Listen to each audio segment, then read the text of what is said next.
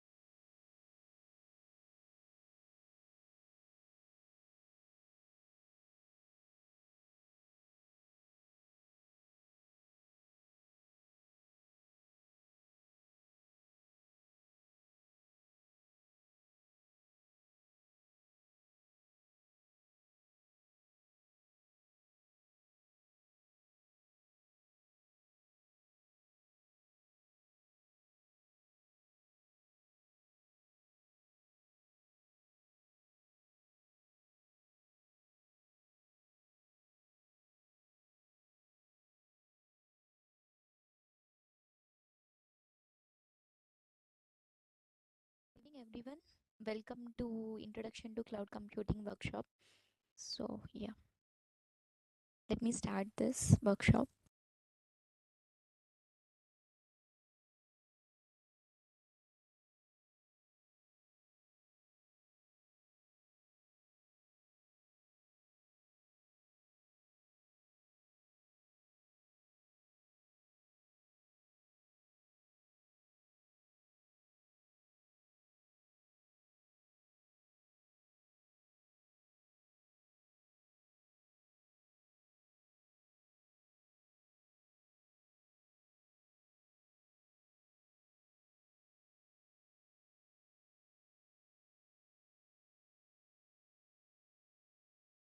Yeah, am I audible? My screen is visible, right?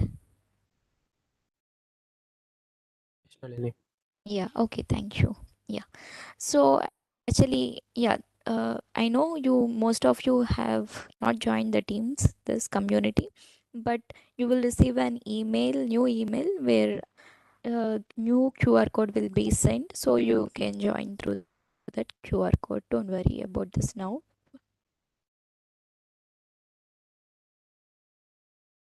Okay, in this workshop, we are going to cover two certification courses on Microsoft. This is first one is AZ900, that is Microsoft Azure Fundamentals. Nalini and I and Santana Krishnan is instructor for this Microsoft Azure Fundamental Certification course, and these are the learning paths you have to do when you are doing this course. Yeah, we will cover the concepts of this learning paths here in this workshop. Yeah, you mostly have to revise the every concepts and go through the concepts thoroughly, attempt labs and everything, and then you can appear for the Microsoft certification exam. So this is the other course that we are going to deal in this workshop. The first 2 days will be on AZ900 and the second 2 days will be on DP900, Microsoft Data Fundamentals. Okay, the instructors for this course are Piyush and Adarsh. So coming to the AZ900 course, you have this first module, that is cloud computing. Cloud computing as your first module, cloud concepts. So in the cloud concepts, this is the outline that we are that I'm going to cover in this session for today. Okay, basically I will cover about the what is cloud computing and what are the benefits of cloud, and then what are different cloud service types. Yeah, this is the objective. And coming to the cloud computing, cloud computing is nothing but delivery of the computing services over the internet. So these computing services are compute power, networking and storage. These computing services include computing power, networking and storage. These services are delivered across the internet. This is called as cloud computing. Yeah. So there are different types of cloud models. The first one is like there are three different types of cloud models. One is private cloud and the other one is public cloud and the last one is hybrid cloud. So in the private cloud, organizations create cloud environment in their data center. That is the complete responsibility is of organization only. Organization is responsible for operating the services they provide, and they does not provide access to users outside of the organization. So complete responsibility depends on the organization. So it is called private cloud. This is basically created by the organizations, and the organization create this cloud computing environment in the data center, and they are responsible for the services they provide. Okay, the other model is public cloud. This is owned by cloud services like Azure, AWS. These are owned by cloud services and they are hosted over the internet. Everyone can access these cloud services. Okay, provides resources and services to multiple organizations and users. These cloud services, public clouds, are owned by cloud services. They will provide resources and services to multiple organizations. In the private cloud, only the organization which has this developed this private cloud, it only can use the that cloud. Here everyone can use this resources and services. This is accessed via service network connection over the internet. Okay, the hybrid cloud model uses combines both public and private cloud to allow the participations to run in most appropriate location. So it combines both the public cloud and private cloud. So basically we will discuss more about this comparison here. So in the public cloud, here no capital expenditure is required to scale up. But in the private cloud, everything depends on the organization. So organization which is hosting that cloud is responsible for everything. So hardware must be purchased, and yeah, maintenance also should be done by that organization itself. The hybrid cloud, it is like more flexibility. It provides a more flexibility. The organizations can choose which applications should be under the control of organization and which should be hosted by the cloud service provider. This gives the users more flexibility. And applications, in the coming to the private cloud, applications can be quickly provisioned or deprovisioned, and organizations pay only for what they use. So generally we will pay only for what we use on public cloud. In the private cloud, we have to purchase everything, hardware for startup and everything we have to purchase, and maintenance also maintenance also under the control of organization have the complete control over the resources and security, and organizations are responsible for hardware and maintenance and updates. So in the coming to the public cloud, so it is up to the users. We should not provide the data that we should not provide the data security depends on us, but the physical security like machines and everything depends on the service provided, but the data security depends on the customer who is using the that public cloud. uh, so you can just like write your answer in the chat, or in yeah, you can just write your answer in the chat what you have understood about cloud computing. Just I will give a minute or something. Oh, you can just write.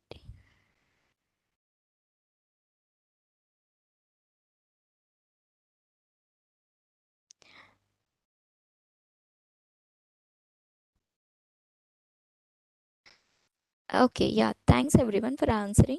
Yes, you are correct. The answer is first option. Like, what is cloud computing? It is nothing but delivery of computing services over the internet. Under these computing services, um, compute power, networking, and storage comes under. Okay, most of you have answered it correctly. That is good to know. And the second question, you can try it out.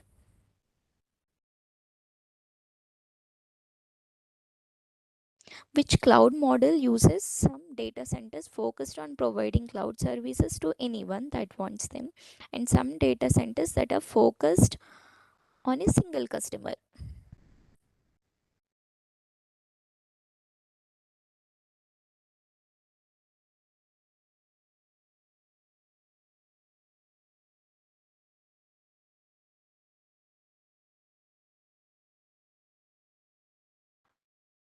Yeah, thanks everyone for answering. Yeah, the thing is like, here the some services are public and some are like belongs to the customer, that means they are focused on only the customer, single customer. So this is like some are public and some are private. This comes in the hybrid cloud model, right? Yeah, that is correct answer is B. The hybrid cloud model is combination of public cloud and private cloud, using both data centers dedicated to solely one customer and data centers that are shared with the public. Okay, so there are different types of this expenditure, costing expenditure. One is capital expenditure, that is called capex, and the other is operational expenditure, that is called opex. So in the capital expenditure, what comes under the capital expenditure? The upfront spending of money on physical infrastructure, like buying machines like computers, and buying the what network, what servers, all this comes under this capital expenditure. So this is like upfront spending we spend on physical infrastructure, and cost from capex have a value that reduces over time. So this value of this infrastructure, whatever we buy like machines, this those value will reduces over time, right? So this is the value will reduce over the time. This is capex. This is called capital expenditure. This is nothing but the expenditure we spend on physical infrastructure, and those value and the value of this capex reduces over time. And the operational expenditure, what comes under expenditure is like spend on products and services as needed. So this is like virtual machines. All this comes under the operational expenditure. This is the services they provide, the cloud, the what Azure or any cloud service providers provide. This comes under the operational expenditure. Hello, And you pay. Nalini. Sorry for interrupting. So the students are complaining if there is an issue with sound. Uh, can you just adjust the mic? I mean, it sounds too noisy, I guess, and I mean it's also some some noise is there from background. Can you just adjust the mic and then continue? Yeah, is it okay now? Can you speak a sentence? Let me see. Yeah, what comes under operational expenditure Yeah, is it looks like fine now. Yeah. okay. Yeah, sorry for that. Yeah. So what comes under operational expenditure, OPEX, is like the services, the income which we spend on products and services as needed, like I told no previously, virtual machines or any databases, that comes under the operational expenditure. For these services, you pay as you go, you pay as you use them, and we can build them immediately. So coming to the cloud service provider, what they provide, actually what type of model they use, it is like consumption based model. That means we will pay as we use, which means the end users only pay for the resources that they use. So we will pay for only the resources we use. Whatever they use is what they pay for. Yeah, whatever we use, that is what for we are paying. Yeah, because of that, the advantages are better cost prediction. So we will like know, like it is not required to invest on physical infrastructure. Like in the capex, we are investing on physical infrastructure like machines, uh, computers, servers, everything. That is not required. Yeah, prices for the individual resources and services are provided. We will get billed only for the services and resources that we are using, and billing is based on the actual usage. Okay. So coming to the benefits of cloud, yeah, I will cover this in here. So these are the cloud benefits: highly available. Cloud services are highly available. So even there is some even there is some power cut or some any servers down, but the cloud servers services make them available for us, like most of the time, like 99.9 percentage of the time they're highly available, and they're scalable. So suppose if some traffic increases for your what product or something, then they are like the cloud service providers can scale automatically according to the requirement. There are two types of scaling: vertical scaling and horizontal scaling. In the vertical scaling, what it happens is like actually the power of the services increases, the power of the resources will be increased. In the horizontal scaling, the number of the resources will be increased. Okay, the power of the resources means, okay, if it requires like 8, if it is like currently 8 GB, then it will be increased to 16 GB or something like that. The power of the resources, the power of the storage resource or any virtual machine resource, that will be increased in vertical scaling. Coming to in the horizontal scaling, the number of the resources will be increased. And predictability, this is another benefit of cloud service providers, the predictability. We can know what it should do, like we can expect the outcome of that service they are providing. And coming to the elasticity, that means elasticity means we can scale up when we want and we can scale down when it is not required. That is the elasticity property. Reliability is like, so if there is some crash or something, then like there should be some backup, right? They will provide us the backup. So the cloud services are highly reliable as well. So security, coming to the security, they will provide us the physical security. And coming to the data security, whatever the data which you store inside your what databases, that security must be maintained, must be maintained by the customer, but the cloud service provider will provide us the physical security. And they are highly manageable. The cloud services are highly manageable. You can manage those services by using the Azure portal, and there are some what tools also, like CLI, Bash, everything. You can manage them, the cloud services, by using that tools. So yeah, so you can answer this question. Try answering this question.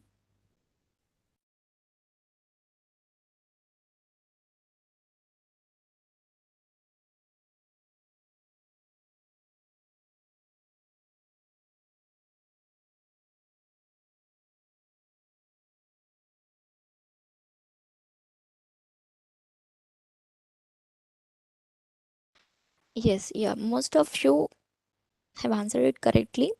So reliability is the ability of a system to recover from the failures and continue to function.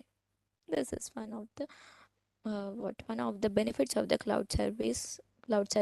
Reliability is the ability of the system to recover from the failures and continue to function. Yeah.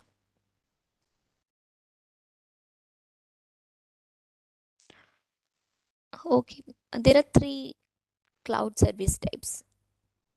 One is infrastructure as a service, and the other one is platform as a service, and the last one is software as a service. So we'll see this.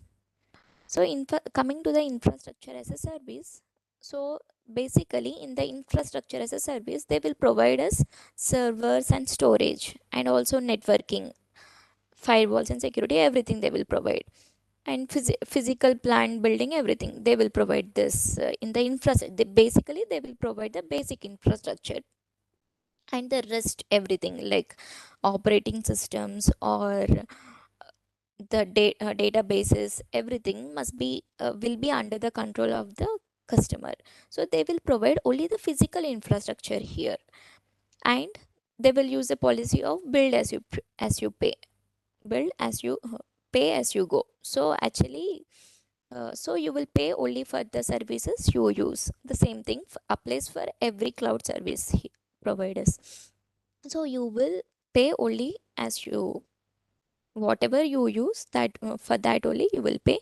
And here it will provide IT infrastructure by renting servers, virtual machines, storage networks, and operating systems from a cloud provider. It will provide just basic infrastructure, and the rest all will be depends on the customer, and manageability and everything will be depending on the customer only. So then coming to the next service type, that is platform as a service. It provides, see, apart from the basic infrastructure, it will provide a platform for developing, testing, and deploying the software applications. So actually without focusing on managing the underlying infrastructure. So it will provide all the infrastructure which is necessary for building, testing, and deploying software applications.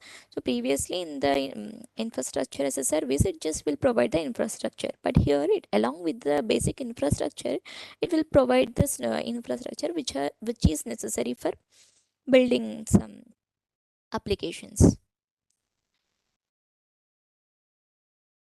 Yeah, coming to the third one, software as a service.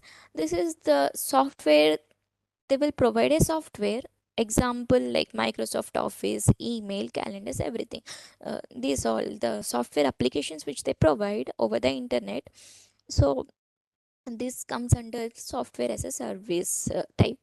So here everything, most of the things are managed by cloud service providers. Only few of the things, like the data which you put in emails or data which you put in the some applications they provide, that depends on the customer. Only the data part and the data security part, that depends on the customer. The remaining everything will be taken care by the service provider itself. Yeah.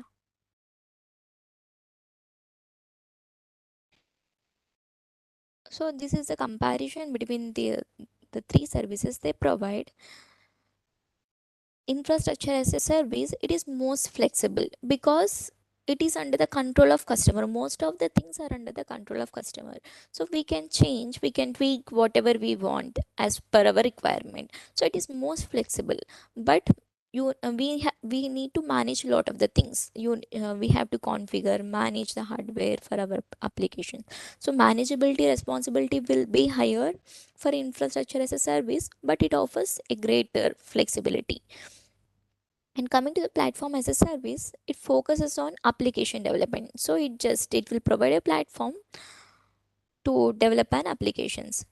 Platform management is handled by the cloud provider, and s- some of the things like data which you put in that, and other things that will be shared by the customer and service provider as well. I will show the diagram also, which services are handled by the customer and which are handled by the service providers. So here, in coming to the software as a service, here they will provide you the software, the final application. So entire thing will be taken care of by the service provider by themselves, and you have to like pay for the subscriptions you use for this software, and you need to take care of the data which you keep inside your software, whatever they are providing, that things. And the manageability will be lower from the customer side, and it will be less flexible, right? Because everything is under the control of the service provider.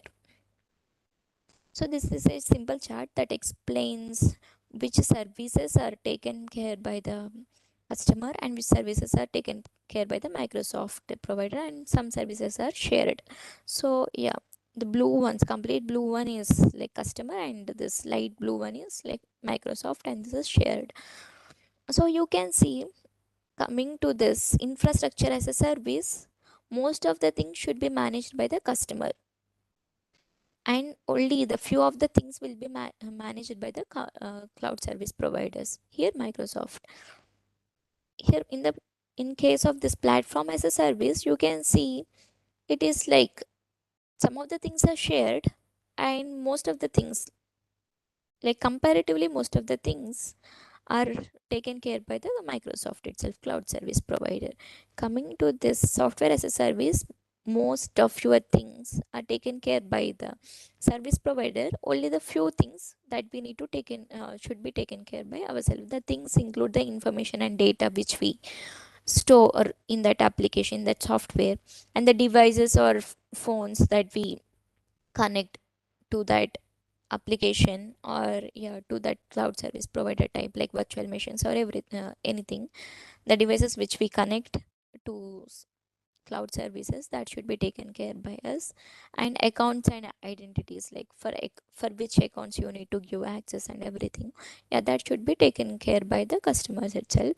And the rest all things like physical host, physical network, physical data center will be taken care by cloud service provider in all three services.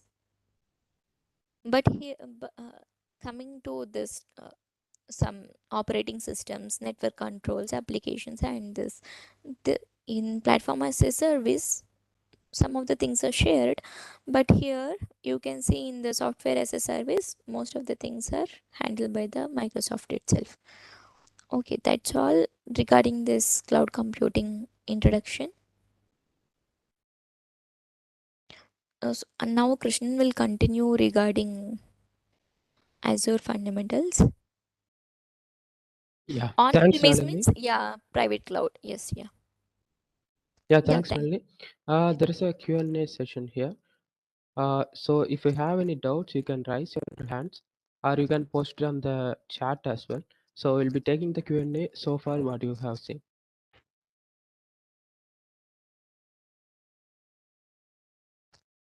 Yeah, so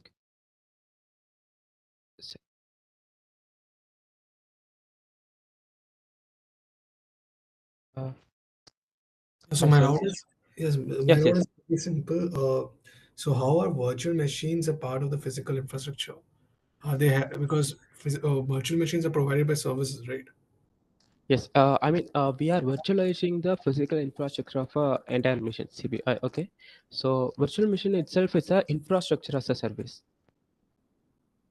Okay. Okay, okay. Virtual machine means you are getting some processing power, you are getting some memory, you are getting some disk. Okay, how it becomes an infrastructure as a service, because you can decide which operating system you want to use.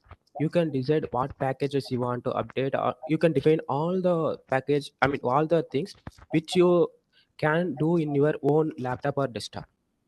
Okay, so physical in a broad context here does not mean Yes. physical, like I can touch and know, right? It's Yeah, also it's not service. like, yeah, it's a virtually it's a virtual physical device, I mean we can say like that. Let's say if you have your own laptop, you can boot like a Linux or a Windows and various version of OSs, right? So similar thing, if you get a VM, you can do all the things, but primarily VMs are used, Linux VMs are primarily used. If you want to do some Windows based application, you can use Windows VMs as well. These are the most common VMs generally used, but this VM is considered coming under the infrastructure as a service, because you can own multiple things. It is not platform as a service, it is not a platform as a service, because in platform as a service, your concentration, your focus is only on the development of the code, all the software updates. You are not caring about the software updates. The cloud provider will take care of the your software updates and everything. But if you take the infrastructure as a service, as a virtual machine, you have to take care of the software updates and everything. Okay. Okay, I got it. Thank you.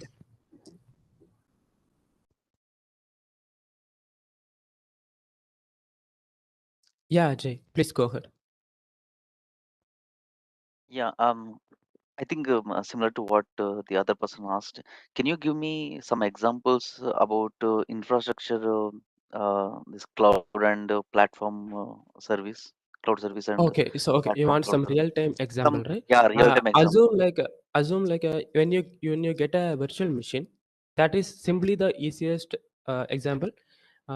Okay, somebody gave you a virtual machine, okay, but that virtual machine is located in somewhere in some data center, some region, but you are able to access that machine, okay. Okay, okay. So that is the infrastructure as a service. Infrastructure as a service simply means if you have your own machine, like any machine, you have your own machine, you can do all sort of things there itself.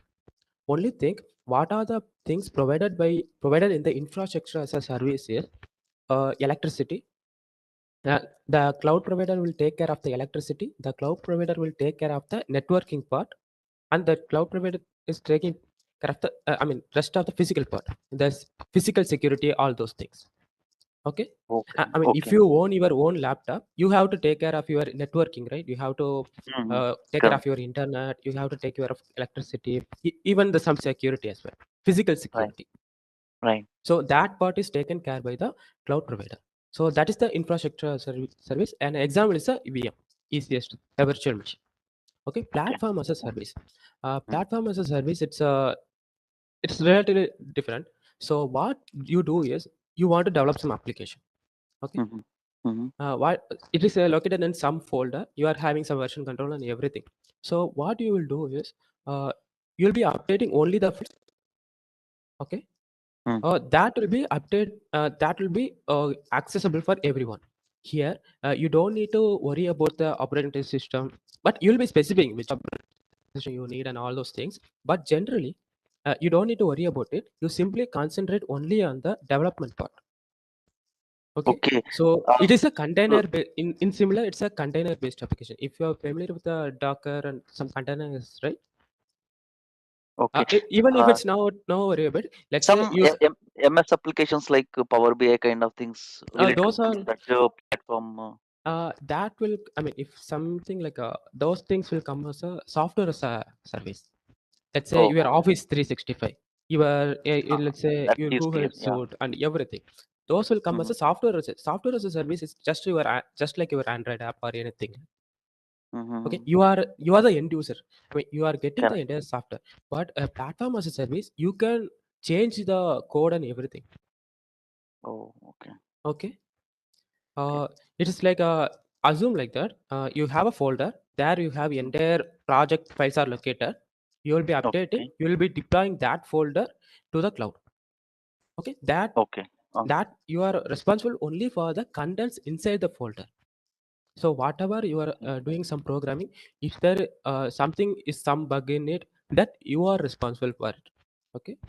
If some Okay. security issue based on the code, which you have written, then you are responsible for it. But the cloud provider is responsible for all the things like physical security and basic internet, all those things. And apart from that, additionally, the cloud provider is responsible for the operating system now, and they are responsible for the updates. So Mhm. if your app Okay. should be running smoothly on their system, they are responsible for that. That is the platform as a service. Okay. Okay. Yep. Okay. Yeah, the final Yeah. software as a Thanks. service, it's quite easy. If you go to most of the website is like a software as a service. You are No, that using is very clear. Yeah. yeah, Office that's 365 very is the clear. best example. I Yes. think email, everything, we will keep it in the cloud. Yeah, that is very clear. Yeah. Yes. Thank you. Thank you very much. Yeah.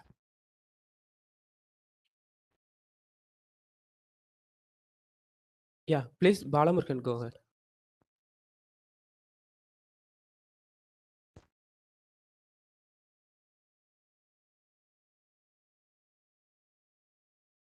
Balamur, you are not audible.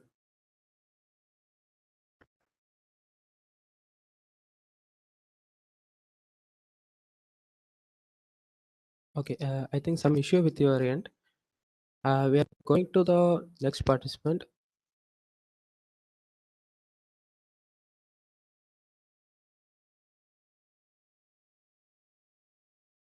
Akash. Balamur, you can paste your question on the chat as well. Yeah. Hello. Yeah, Akash, please. Yeah, can we say that capital expenditure is same as spending on the fixed assets? Yes, yes, exactly. Let's say you provision a lot of servers and all the monitors, mouse, keyboard, everything. It will come under capital expenditure. Your operational expenditure is like if you got some service, or even your let's say you have some employees. Okay, you want to pay them, right? That is comes under operational expenditure, even including the EAB bill, electricity bill, and internet. If you use internet, the internet bill, those will come under the operation as a service. Okay. Yes, what you said is clear. It's a fixed asset. Yeah, got it. Thank you.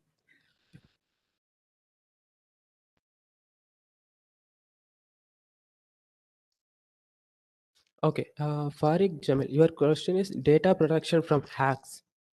Uh, that is a different thing. I mean, if you are somebody is hacking remotely, it based on the service you are using.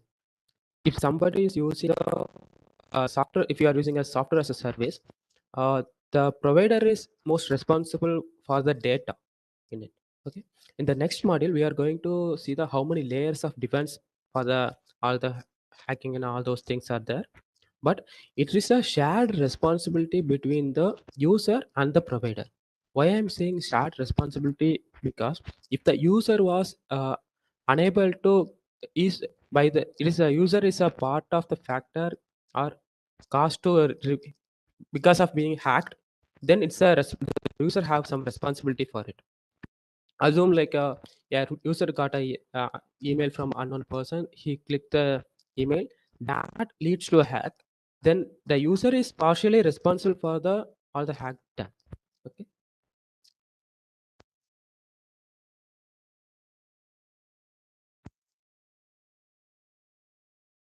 Okay, next participant. Hello, am I Balamurthy? audible? Yeah. Can you hear Yes, me? yes, you are audible now. Yes. Yeah, I have one question. In the infrastructure as a service, since all those hardware and things will be available on the cloud, right? So in that Yes. case, the end user will be going to access those hardwares and RAMs in the internet. Will it, the speed of that machines will be dependent on the end user bandwidth, or is it like how it will work? It depends on um what and yeah, Tushar. yeah, I mean, the bandwidth is not a big issue, because why I'm saying is, if you are transferring some data between your system, I mean, your current system to the VM, then the bandwidth is some issue. But you are doing compute, I mean, computation on the virtual machine, right? Bandwidth is not an issue. You can start a job now, and as you know, the job will take at least half an hour. Then you can, after half an hour, you can come back and look into the job whether it is done and every data is there or not. So in that case, the bandwidth is not issue. Only the bandwidth is issue when you share, transfer information between the VM and your current system.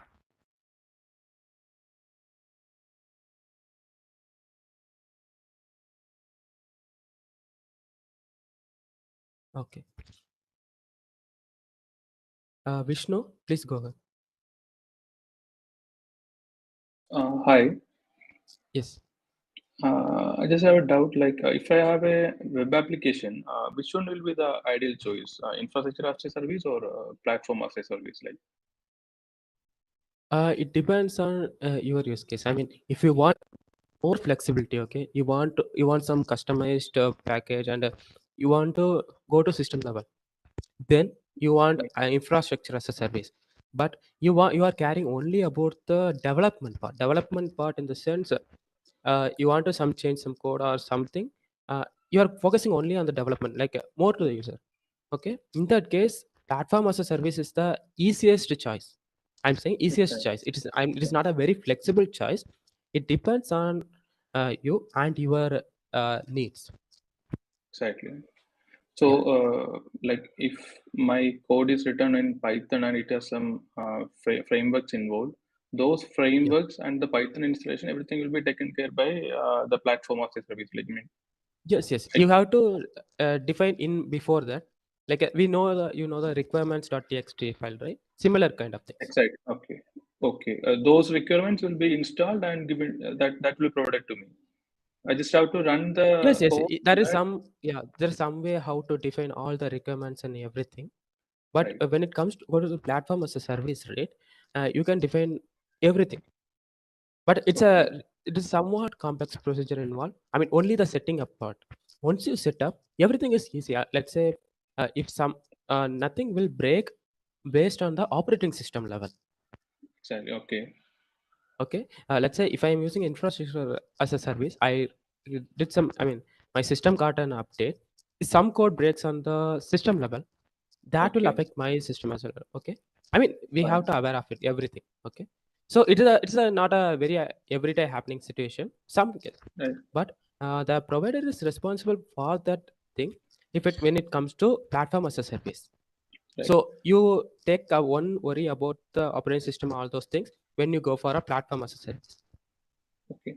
One more doubt, like if I choose the requirements initially and after deploying, Yeah. if I have to install some other frameworks or something, it can be done, or like everything has Yes. to be It chosen can be done. It can be done. right.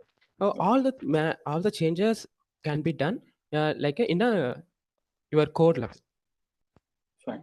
Okay. That answered my question. Thank you. Thank you so much. Yes. Yeah. Alage Billy. Sir, good evening, sir. Yeah, please go ahead. Sir, I have a doubt. Like, Heroku is a platform as a service, sir.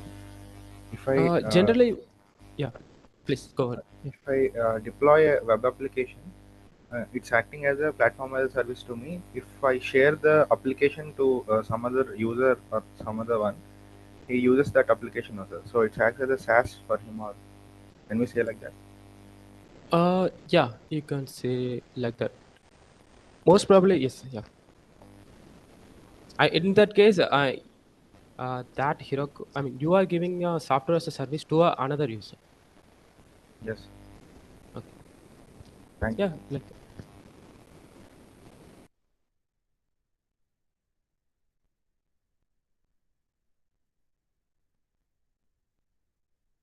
Chihan Sharma.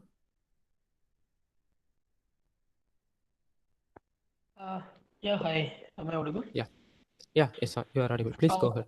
So if we are, building a website using Google Firebase, so will Okay. that be an example of SaaS or PaaS? Like just an example of IIT Madras, this website. So I think this is also based on built on Firebase. Yeah, kind of. It is like a Firebase gives like I mean, almost a ready-made requirements. I mean, like a database and all those things, authorization and everything. Okay, so it's somewhere in between the like a platform as a service and software as a service, but it is not an entire thing. So I mean the item address website is running on the platform as a service. Okay, but that is on the different. It is not totally linked with the Firebase. Okay, so it's a little bit between the platform as a service and and the software as a service. But I personally I haven't worked much on the Firebase, and I don't know all the uh, features provided by the Firebase. But it's very I mean just like a developer friendly. If you want to start something, you can use Firebase with it.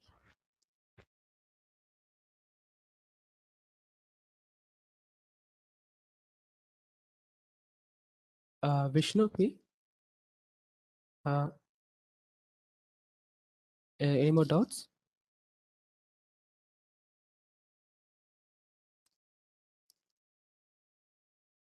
No, sir. Sorry. Okay, okay.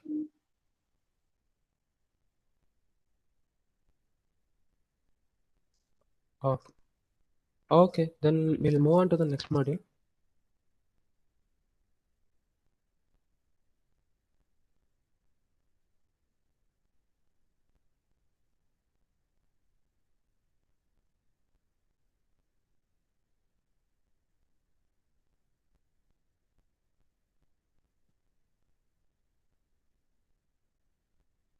Is my screen visible?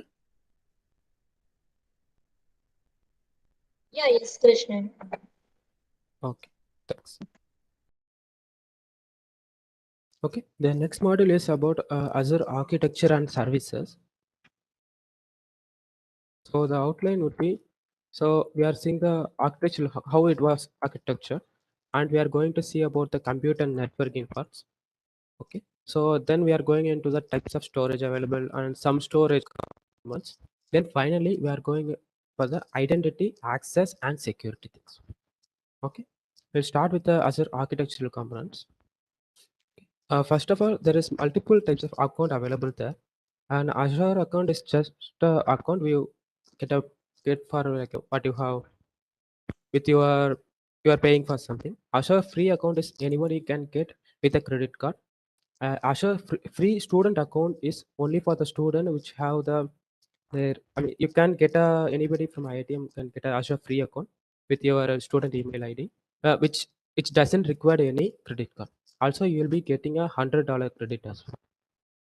And one another thing is Microsoft Learn Sandbox.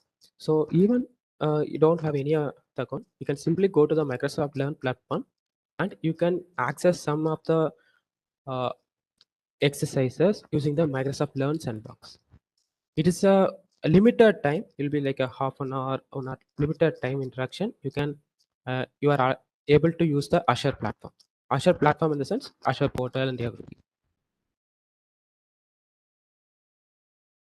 Okay. Next, we'll go to the architectural components.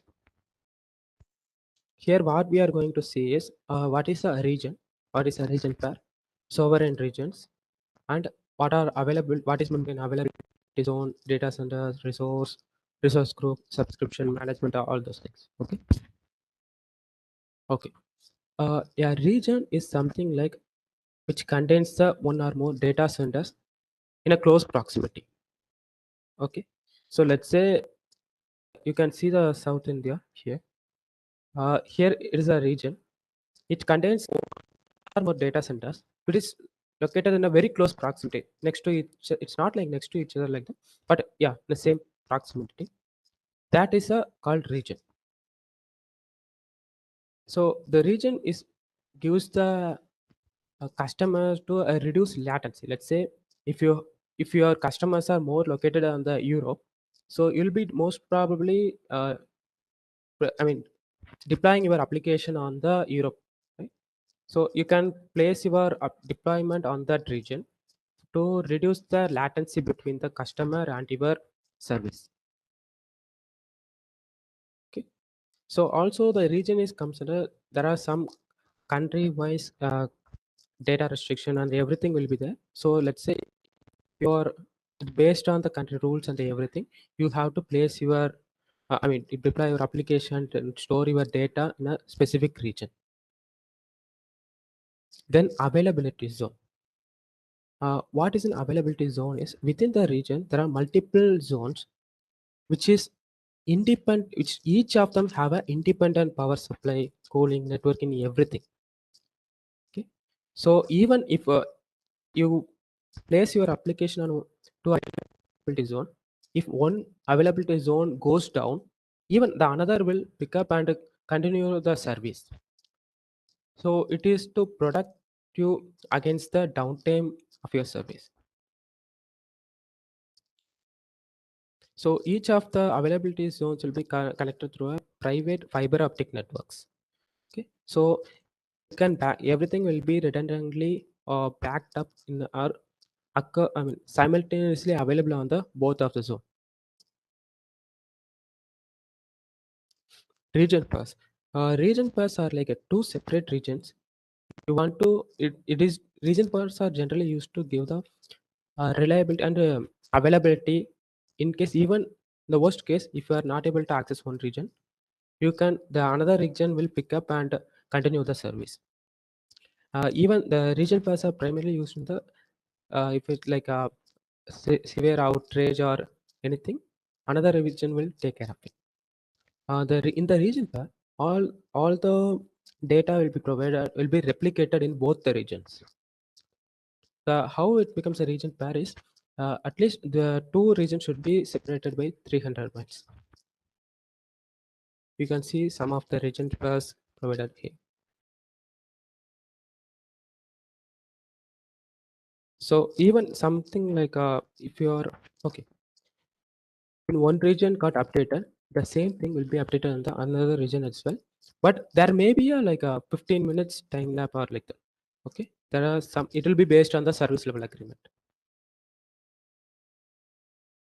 Okay, as in Azure sovereign region is like a within the it's to not to meet the security and compliance with the government agencies. So everything will be independently and isolated from the other regions and placed only on the specific regions. That is called sovereign regions. So it will be only accessible and screened only for the authorized personnel and everything. Similarly, Azure sovereign region for China, as Microsoft has its own sovereign region there. So everything is independent of the rest of the platform. Okay, rest of the regions. So everything operated independently on the same region. Okay? Every instance is independent on their own. So all the data will stay only on the same region. Okay. Next part as the resources. Generally, what are resources here are a virtual machine, a storage account, and I will see what is a storage account later, but also a network or any app service we are getting, and a database and a function. Okay, these are the considered as a resources. Okay, the virtual machine provides the compute resource, a storage, database, all those things will provides the memory resource. Okay, even the app service also provides the compute resource. Functions are like a event driven. It is not like your machine is always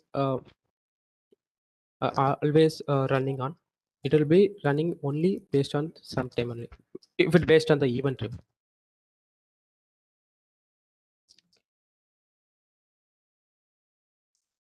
Network also similar like networking. It is also considered as a resource.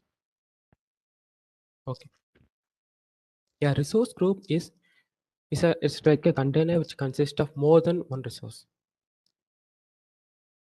There are some constraints for a resource group, as each resource can exist only in one resource group, and but that each resource group contain multiple resource which can be from different regions.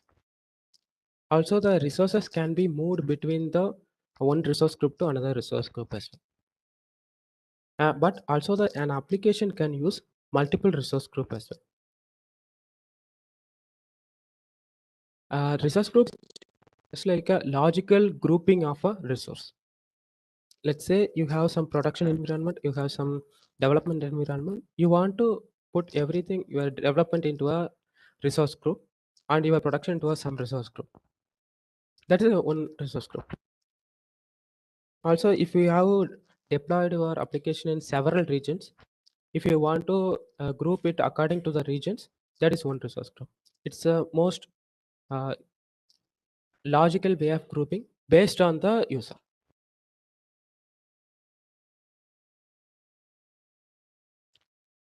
The Azure subscription is one which gives you the authentication and authorization to access the Azure accounts. Okay, so it is having its you can have a separate billing reports and invoices for each subscription, and it has own access control as well, which user can use which subscription and everything. Let's say you have a Azure account. Okay, you have a simply it's assume like you have an account. You have subscription for development. You have one subscription for test, another one for production. So based on the subscription, you can get your report. Okay, you are spending this much on development, you are spending this much amount on testing, and you have spending this much on production. So in order to get a clear idea how the resources, I mean how the cost is spending and everything cost spent on the each of the group, you'll be using Azure subscription.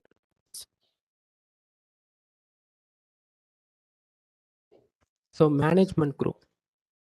A management group is something like a which consists of one or more Azure subscriptions.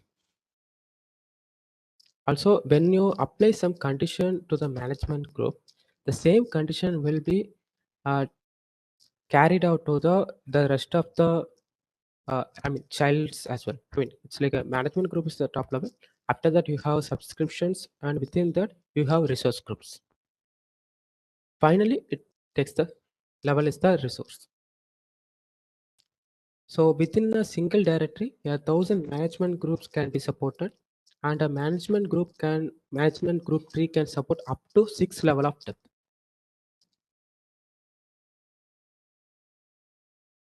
Okay, next the compute and network. So here we are going to see the compute types, container instance, VMs, functions, and what are the available types there, and all the hosting options, and some networking like how DNS and all those things. Okay.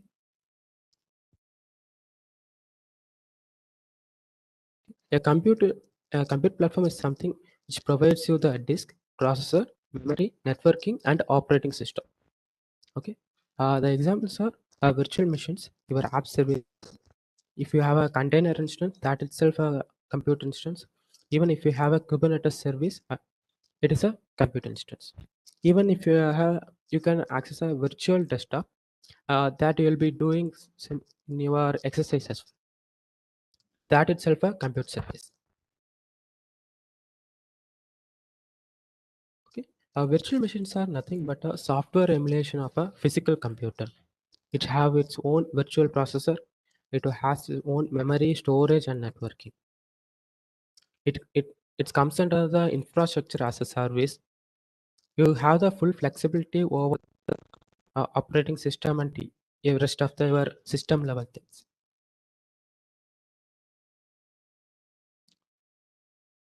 VM scale set is a load balanced VMs. Okay? You can increase the count based on your needs. It can scale in and scale out easily. Those are called VM scale sets. And availability sets is like a parallel thing. Just like availability region, you have some available VM availability set, multiple sets. Even someone goes down, you are able to handle and continue the service.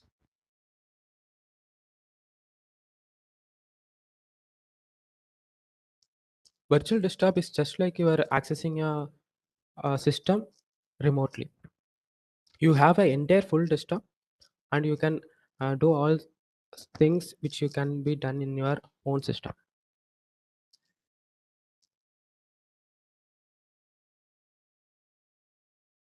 Container services comes under the platform as a service. So in what I said earlier is, if you have a project folder, you can convert that into a container. Container is just like it's a very light thing.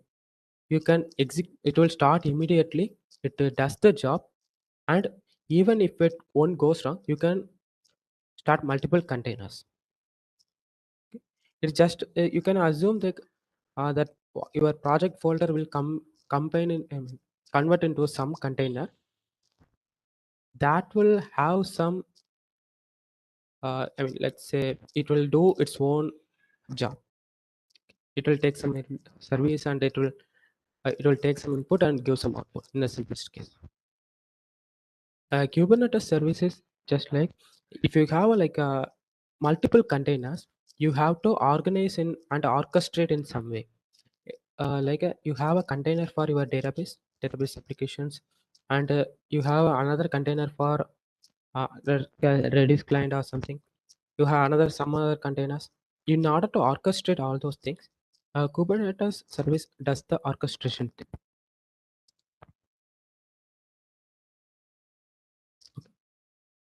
The Azure functions are the event-based code. Okay, so it was not like based on infrastructure.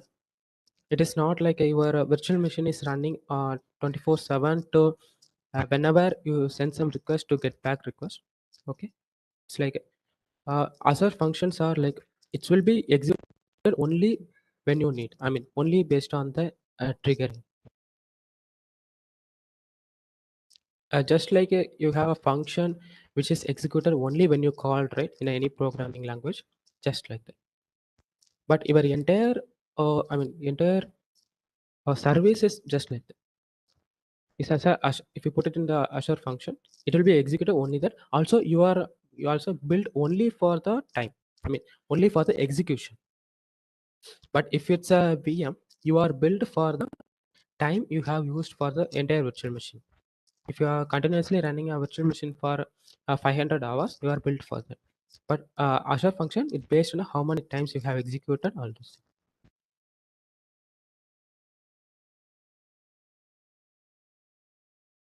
Between the virtual machine, virtual desktop, and containers. Virtual machines can be either of Linux or Windows environment. Those are cloud-based servers. Okay. Virtual desktop is just like a personal computer. You can access the desktop remotely. Containers are the lightweight and miniature environment to run a microservices. If you want to shift immediately your entire physical organizations things to a machine, virtual machine is the easiest choice because you can define all the operating system and all the package level. That will be easiest choice when you want to do a lift and shift migrations. So virtual desktop is just like if you want to have something in your personal machine, personal computer, you want to simulate the same, you can use a virtual desktop. Containers is only for the main perk of the containers is the scalability and resiliency. Throughout, even if your one container goes down, you have like a bunch of 100 containers. Even if 10 of them will go down, you can create 10 more. Let's say everything something like a peak traffic.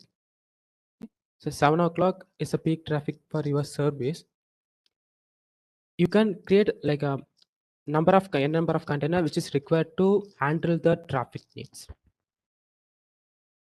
It is just like your quad expressway. I mean, like say if you have a 4-way road, it immediately converts itself into a 6-way road when it reaches the peak traffic at 7 o'clock. Assume like in that case.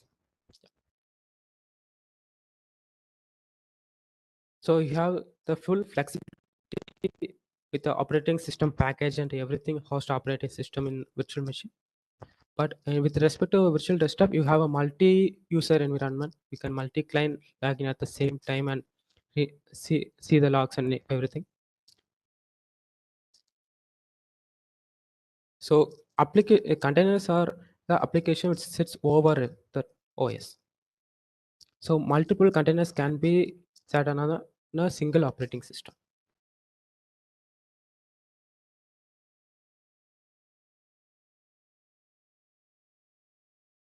Okay. Azure App Service is the platform as a service. Okay, offered by the Azure.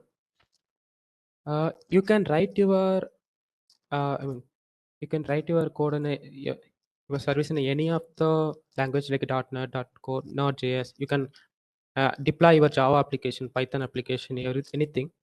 You can deploy directly into Azure App Service. The app service, that platform as a service, take care of the scaling and all the needs and everything. If you obtain a peak traffic, it automatically scales out. So in that way, you can focus more on your development part rather than your rest of the things.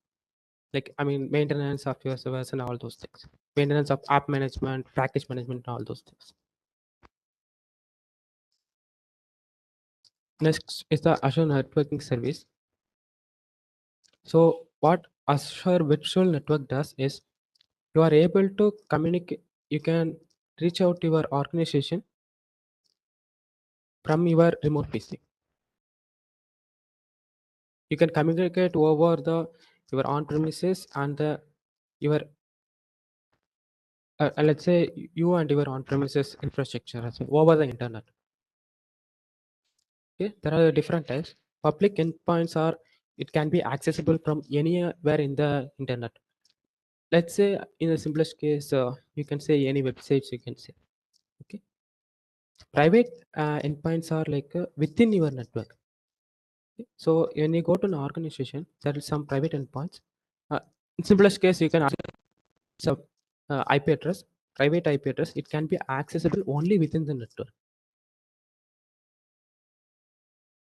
Subnets are something we are you will be within your network. You are creating a subnetworks that suits your needs.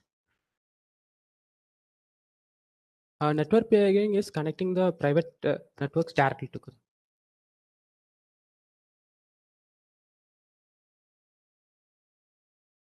Okay. VPN is like you are virtualizing a private network through the internet. That's it called virtual private network. So Azure provides the VPN gateway with which you can send the traffic through the internet in an encrypted fashion.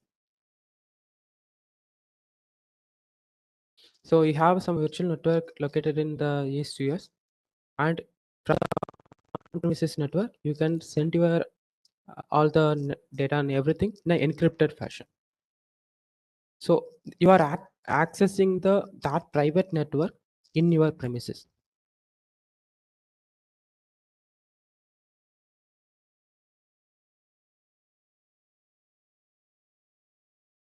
Okay, express route is like it extends your on-premises networks over a private connection that is provided by connectivity providers.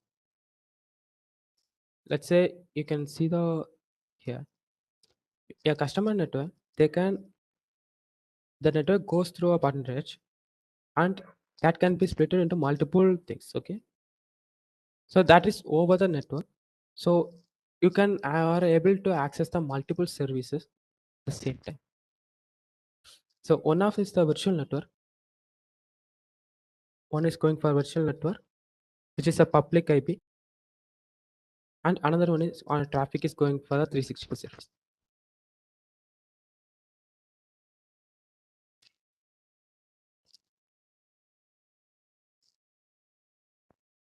Okay. Okay. Next is Azure DNS. DNS stands for Dynamic Name Server. It's like when you put your everything in a virtual network, it's really hard to remember the IP address, right? So in order to convert your IP address into a readable name, so name servers are used. Dynamic name servers is responsible for your converting your, let's say you have a Bing.com, Google.com, whatever, that is responsible for okay, this google.com or which is going to redirect to the specific IP address. That is DNS is responsible for doing that operation. So what Azure DNS provides is it enables you to the access-based logging, and you can monitor the DNS and everything. Also, it will provide multiple alias. You can create your own name server, own DNS, and you can assign all the this name, this address will go to the specific IP address. All those things you can enter, customize to your needs.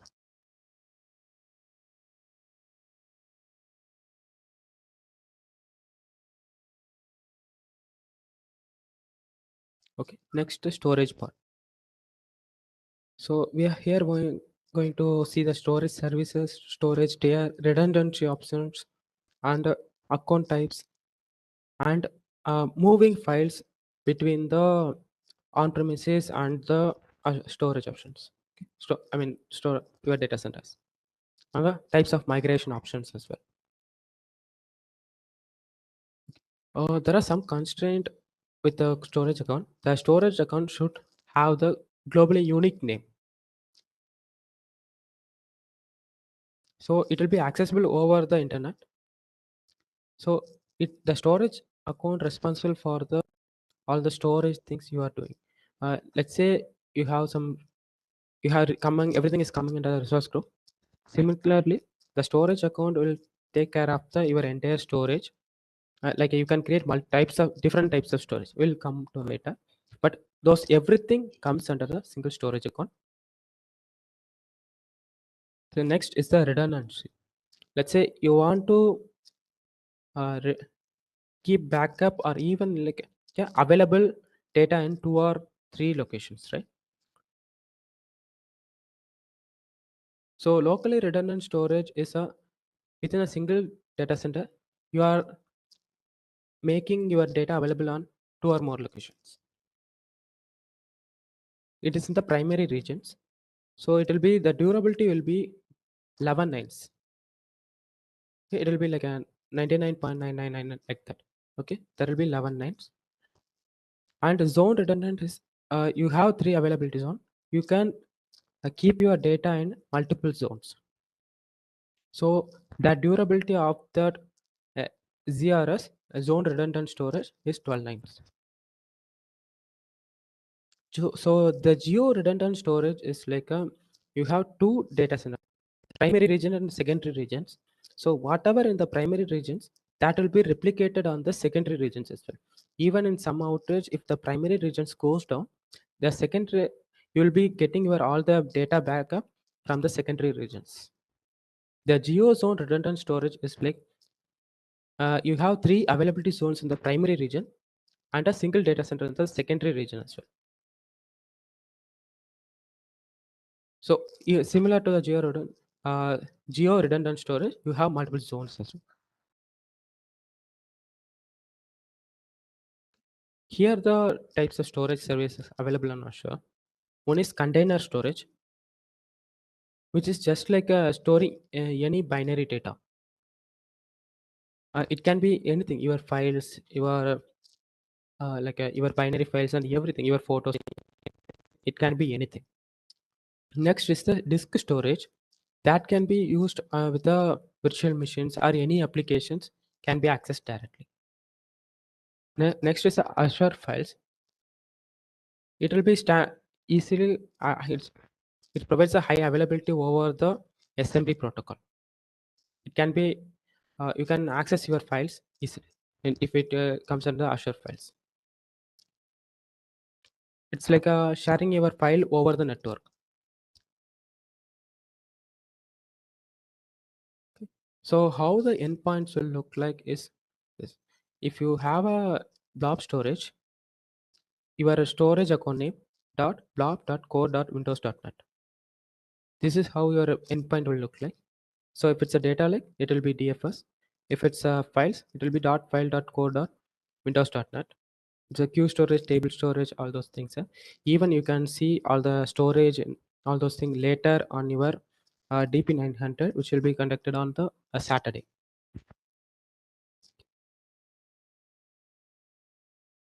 So there are some access tiers. So there are like a hot tier, cold tier, and archive tiers. So hot tier is just like you want to access some things as some data frequently, like every day and like this. That will be on hot tier. So something is accessed infrequently and stored for at least 30 days means it's a cold tier. Hot tier is just like your everyday news feed or something. Okay, cold tier is like your some account information or like that. Archival is just for storing your data. You are not you won't be taking that reason. Mostly archive storage is for backupping your system. Okay. So the cost will be like a higher for the hot cost storage, and in may compared to hot, you will be getting the cost of cool storage will be like a little lesser. Archive storage is the cheaper option, but if you want to get the data, I mean frequently, archive is not a good choice. Okay. Azure Migrate, it is the migration platform from the Microsoft. Okay. It has its own tools to migrate things from on-premises to cloud and cloud to on-premises. So data box is like you can store up to 80 TB of data. You can store your recovery backups to Azure, and it can be stored over physically as well.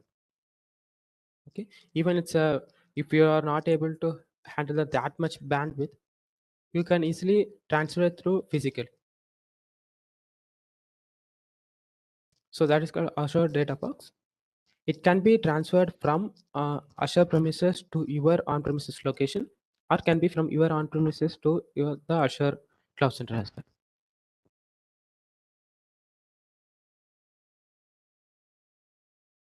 So the file management option, AZ copy is the command line utility which is responsible for doing all the migrations.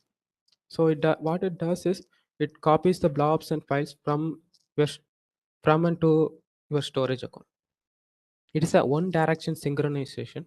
It means you cannot synchronize the things on both of the locations. It can be one direction. Azure Storage Explorer is a GUI interface. I mean GUI for the AZ copy. It uses the AZ copy as a backend. It is compatible with the Windows, Mac OS, and Linux. But Azure File Sync provides the bidirectional synchronization between the Azure cloud and your on-premises. So what it does is it keeps the certain data in your locally based on the how frequent it was accessed. So it can be easily useful if you want to reprovision your failed local server and all those things. Next, the identity, access, and security. So here what we are going to see is Azure Active Directory and Azure Active Directory DS, and part of that's part of a Microsoft Entra, and authentication methods and other external identities and conditional access, role-based access control. We are going to see the concept of zero trust and the defense model and Microsoft Defender for Cloud. Okay. Azure Active Directory is a Microsoft Azure's cloud-based identity service, identity and access management service. It is responsible for the authentication and authorization. So it has the authentication, single sign-on option, application management, B2B and B2C services, and device management.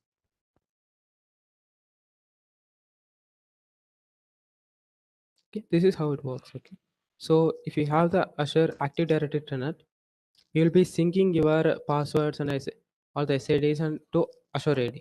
Okay, your user and everything.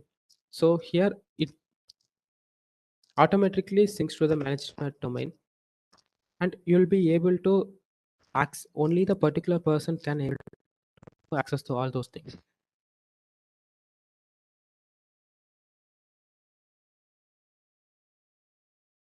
So it automatically sync from the Azure Active Directory to the management domain. So it is just an access control thing. When you go practically, it will be much intuitive to what's really is going on. Okay, now the difference between the authentication and authorization. Authentication is just like verifying one's legitimacy. Let's say,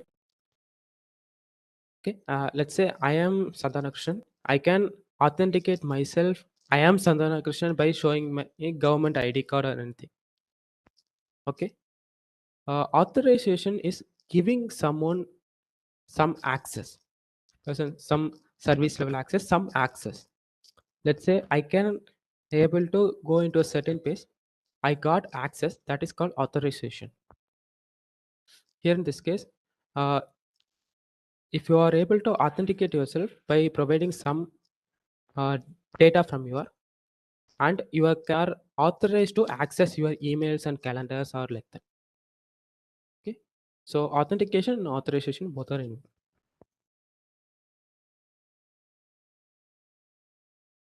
Okay, multi-factor authentication. Now you know everyone was familiar with the OTP.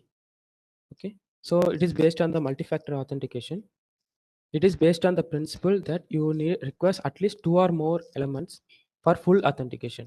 It can be something you know, it is your password, example, something you possess, and something you are. Something you possess is like some keys or like that. Something you are is itself your fingerprint, your face, and everything. That's how the multi-factor authentication works.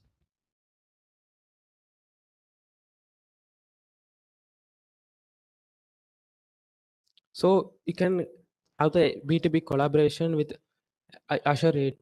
Like the Azure can and AD can authorize authenticate the other users with the identities from some other business like Google, Facebook, or others. Okay. Same for B2C.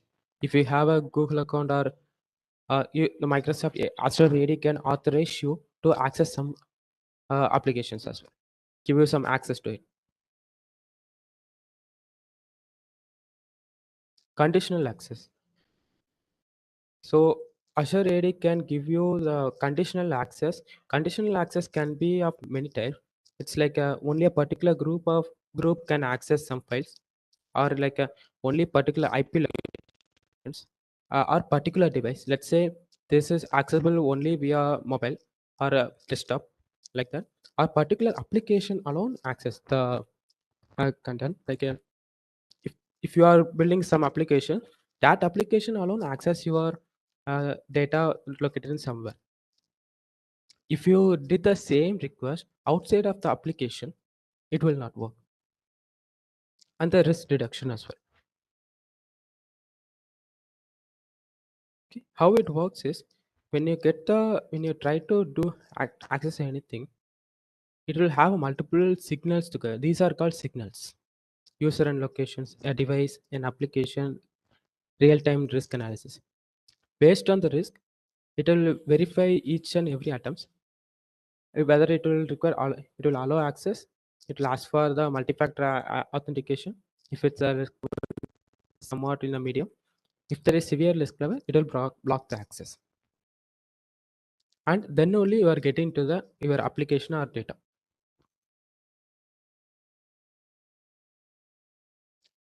Next, the RBAC, role-based access control.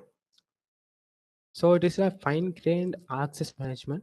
So let's say if you are a developer, you don't need to access you don't need the access for every resource you have in the project. You need only the access for the things which will be doing your job. So let's say I am a developer which is responsible for deploying application and maintaining those. I need only access for the deploying things and other CI/CD like continuous integration and continuous deployment, all those things only. I don't need access for the rest of the things. This is one way of securing your data.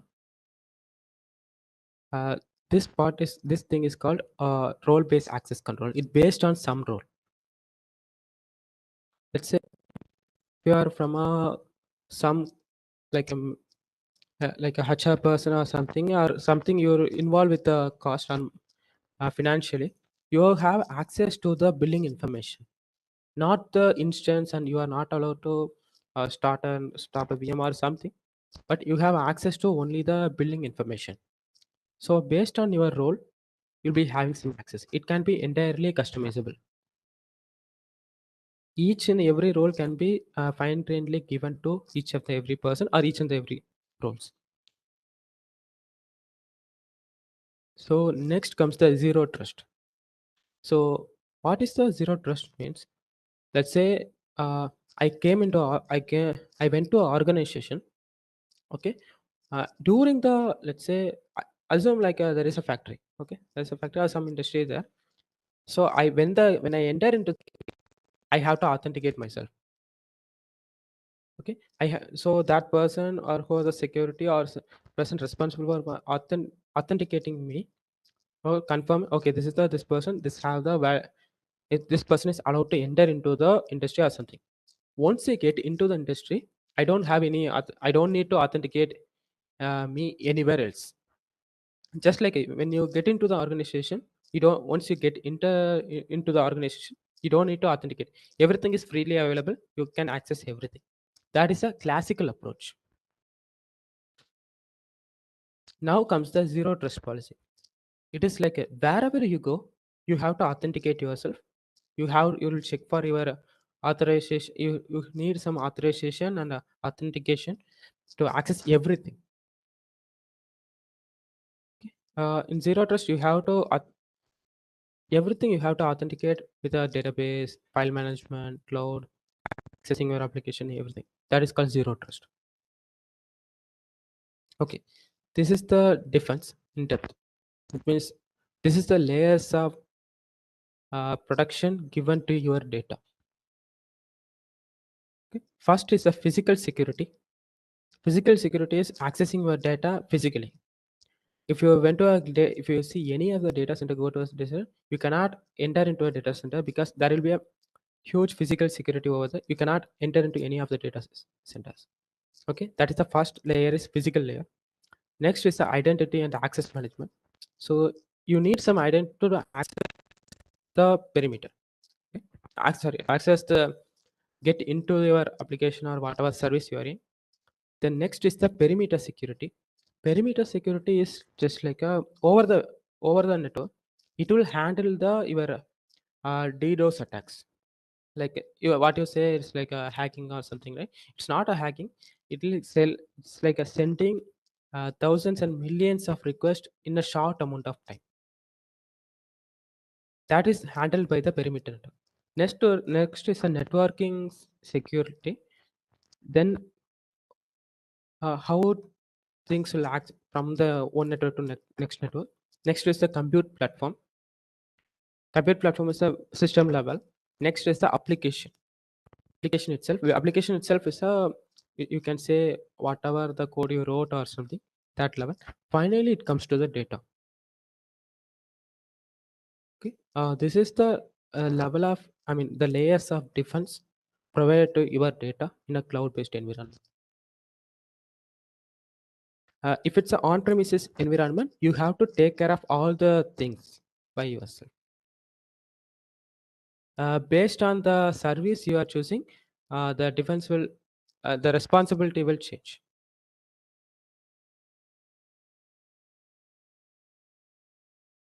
Okay. Next is the Microsoft Defender Infra Cloud. It provides the threat protections for both your Azure and on-premises data centers. It will have the just-in-time access control for ports, and attacks identify the potential malwares and detect an existing malware based on the previous history and everything. Have the provide the security recommendations as well. Yeah, that's all on the module 2. So what we have seen is we've seen the physical and management of infrastructure of Microsoft Azure. We've seen about the compute and networking services. we saw the storage services. We looked into the identity, access, and security as well. So, any doubts so far?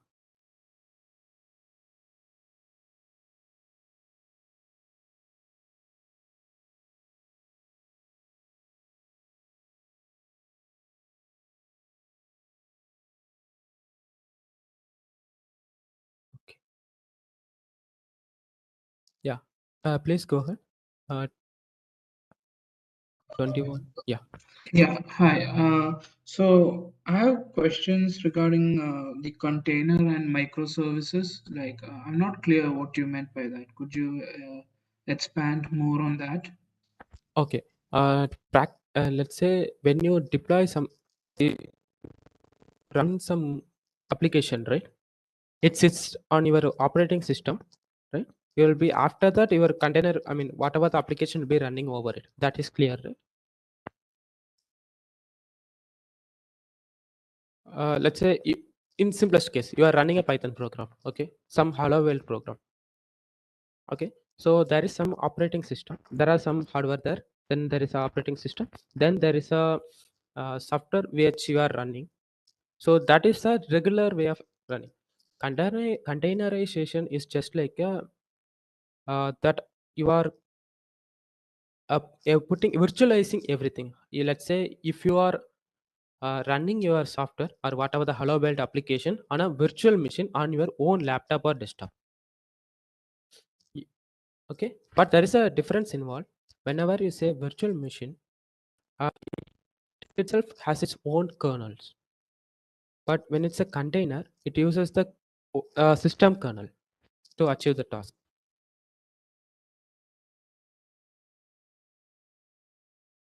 Are you able to understand what I'm saying? Could you give Yeah, me some let's. examples of like some microservices? I think it would be more clear if I Okay, actually, simply some even real you can world say application. Flask is a microservice. Oh, okay. Okay, Flask is a part of microservice. It's like you are micromanaging things. And if you say the container is itself, you haven't seen much in your daily life or anything. It is like assume it's a virtual machine. Okay, a virtual machine, but it is like a lightweight virtual machine or like that in the simplest case. But there are some kernel involved which is responsible for the your job. I mean the IO operation and everything that will be handled by your host operating system. I mean your own PC. Oh, and what will be like the Yeah, in OS the of the simplest case, container? yeah, that can be your you can decide on which OS you want. Let's say if you are using based on Linux, right? Almost all the Linux will be based on the same kernel. Okay, some Linux kernel involved. Then you can virtualize any Linux, any distribution over the same kernel. All right, that's clear. Thank you. Okay. The physical case. Okay. Let's say you are riding a bicycle. Okay. Yeah. Okay. Somebody, let's say your friend is sitting on your shoulder. Okay. Okay. So you are your main operating system. Okay. Your friend is the container. So Right. the pedal you are driving, right? That is the kernel. Okay. So Okay. existingly, the container is sitting over the operating system. Okay. So it is driven by the same kernel. Okay. Yeah. Okay. It's a much relevant example you can. Okay. Hello. Chigant.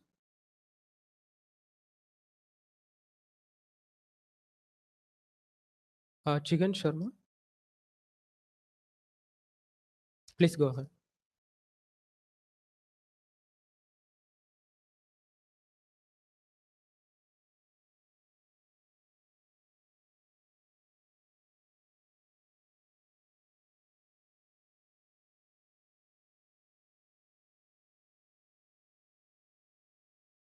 Okay. Rajan.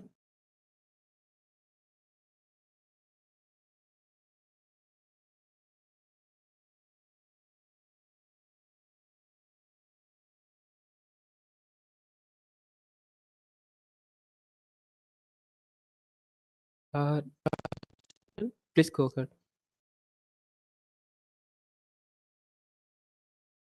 Okay, we'll move on to the next person. Sahitya. Okay, Rajan. Okay, just Sahitya.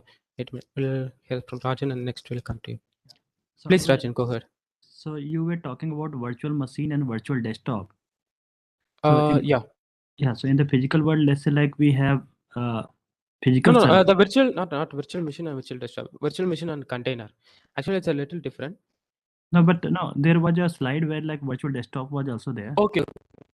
That is like a, okay. That's a virtual desktop is just like accessing somebody else's computer. No, in a GUI way. That is fine. Yeah. So my question is, let's say like we have a virtual machine. Okay. So can we create multiple virtual desktop out of a virtual machine? Okay. It itself, it's a, I'm not totally sure, but generally whenever you say virtual machine, right? Let's say Linux virtual machine. So we never consider the UA part because we don't need it. No, but generally what happens? Yeah. I mean, the Azure provides a virtual desktop. Okay, there you can access your it's just a Windows machine. Okay, you can go there when you do your exercise. It is just a virtual desktop. Okay, if you when you do the practice test, you are going to do next. When you log in, you are logging into a Windows PC. So my question is, can we create multiple? Yeah. That is possible. I'm not sure within the virtual machine. Whenever I'm not sure about it. Because in the physical server, let's say like if you want to create multiple desktop and keeping a single physical server, that is possible. But I'm not sure about virtual machine. That's why like I asked. Yeah, that, I mean, if it's a Windows virtual machine, that is possible. Okay.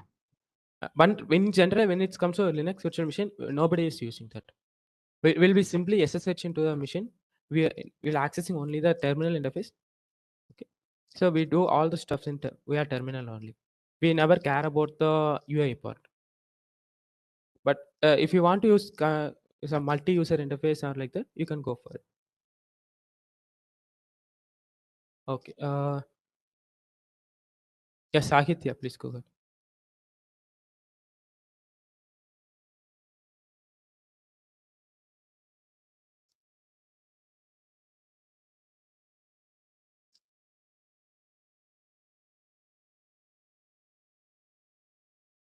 Sahitya, you are not audible.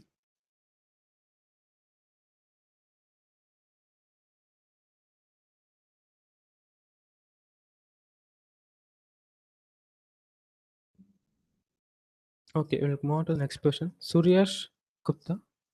Suyash Gupta. Yeah, so what is one directional synchronization in AZ copy?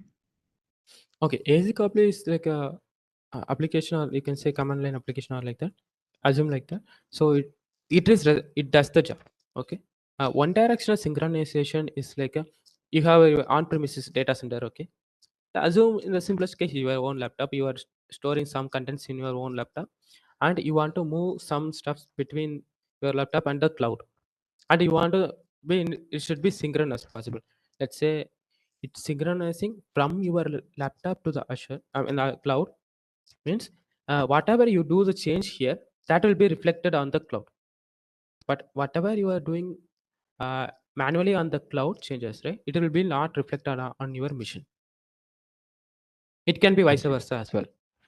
That is called one directional synchronization. Two directional synchronization is whatever you are doing on the one machine, that will be reflected on the other machine as well. Better example would be using your Dropbox client or Google Drive client on your local machine. All right, now I That is understand. the example for bidirectional. Okay, understood. Yeah.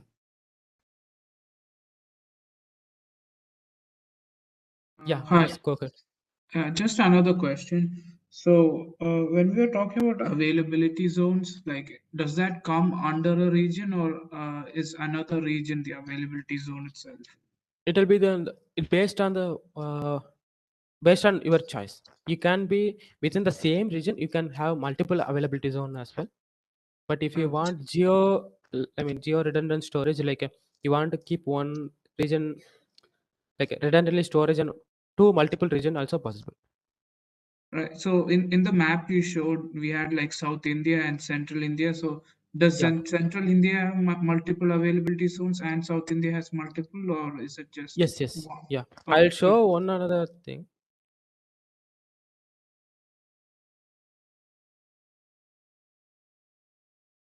Okay. Okay. This is the global infrastructure of the Azure platform. Okay. Are you able to see my screen? Not yet. Okay. Right. Yeah. Okay. I can see it. Okay. I mean, it is our Earth. Okay. So these are the data center provided by Azure. Okay. Let's say if we come to India,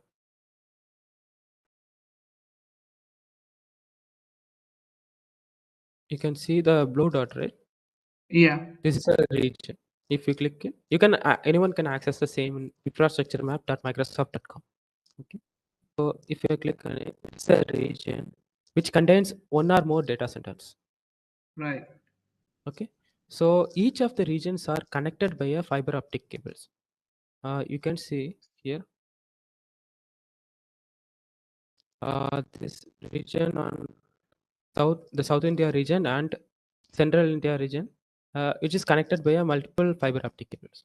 Similarly, you can see the South India region is connected to another regions like Malaysia, Malaysia West, all those things. We have fiber optic cables also. This is how we work. Saying one data will be backed up to another location, right? The data will transfer through the undersea fiber optic cables. These fiber optic cables are public infrastructure, or are they like Microsoft? It is a private infrastructure. Okay. So we don't need to concern about that. That will be the provider will take care of it. Let's say Yeah. assume the case. Okay, I want my data to be backed up from here to here. So you can see how the network goes, right? Yeah.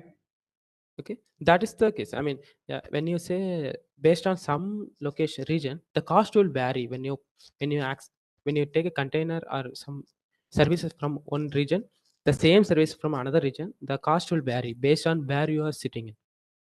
Okay, this is the one of the region because let's say if you want access from another access something from the US, that you have to travel across the globe. That is a one important factor when considered to come into the cost.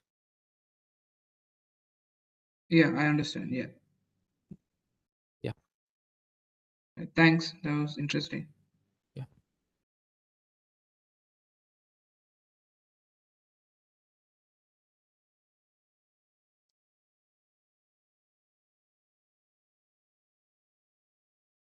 Anil Kumar, please go ahead.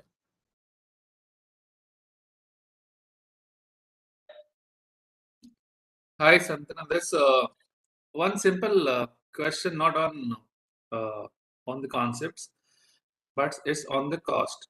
For example, Okay. you're learning Azure. Yeah. For that learning, you need to do some practice, right? And for that Yes. practice, if you maybe you can if I take some low cost environment or virtual machine, then Okay. what is the roughly amount of I would be spending if I'm learning this for 3 months or 4 months kind of time frame? Okay.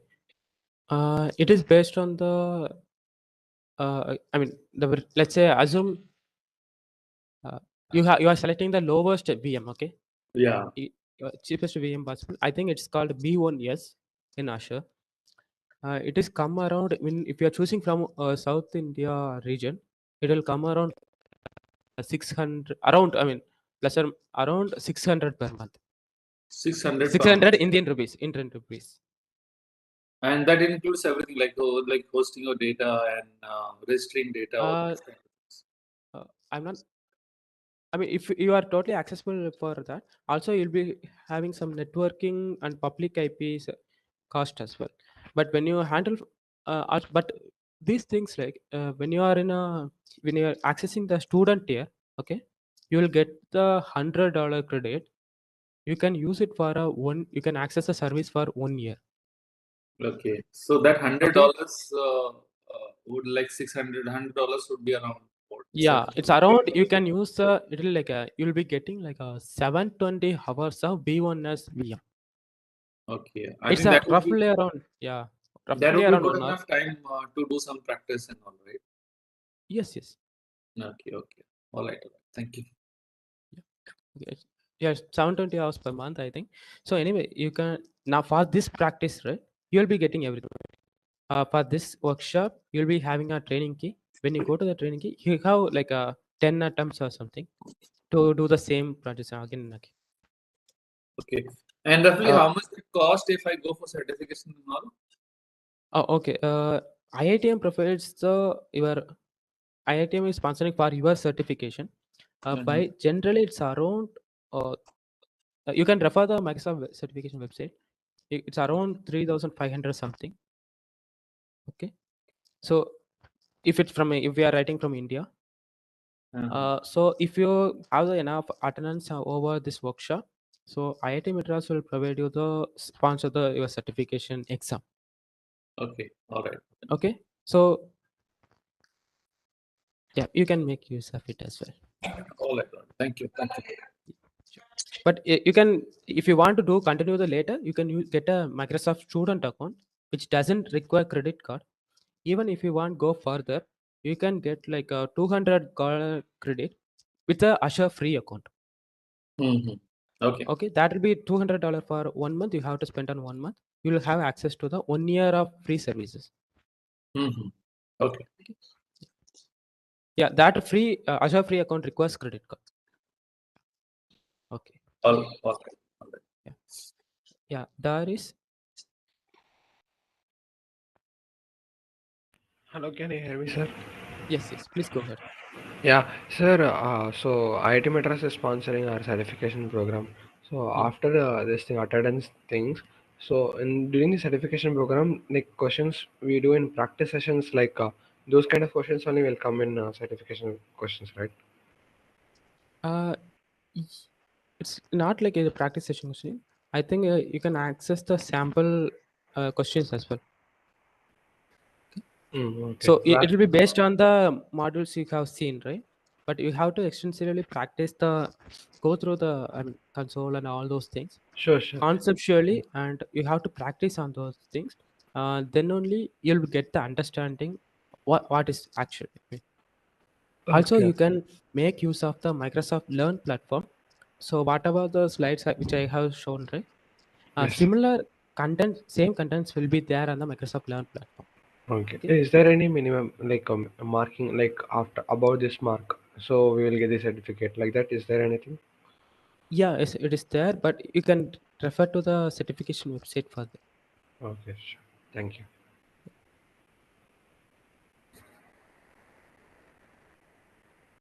Yeah, please, George. In this program, Saturday and Sunday, you are covering data fundamentals topics, right? Yes. So will you also provide a training key for the DP 900?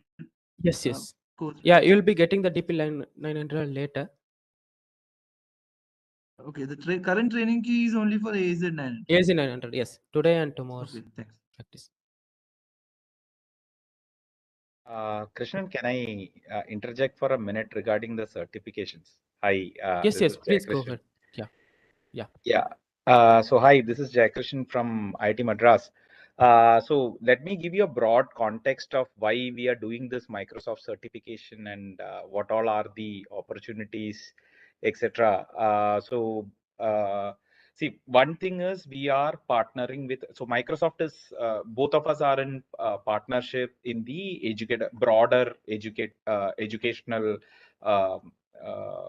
sense. And all our instructors, so we have nominated certain instructors for the Microsoft Learn for Educators platform. So they are providing us the Microsoft Learn for Educators platform, which will have all this content and also these certification practice keys, the training keys, etc., which Krishnan was just saying. Some of the training keys have already been shared with you via email.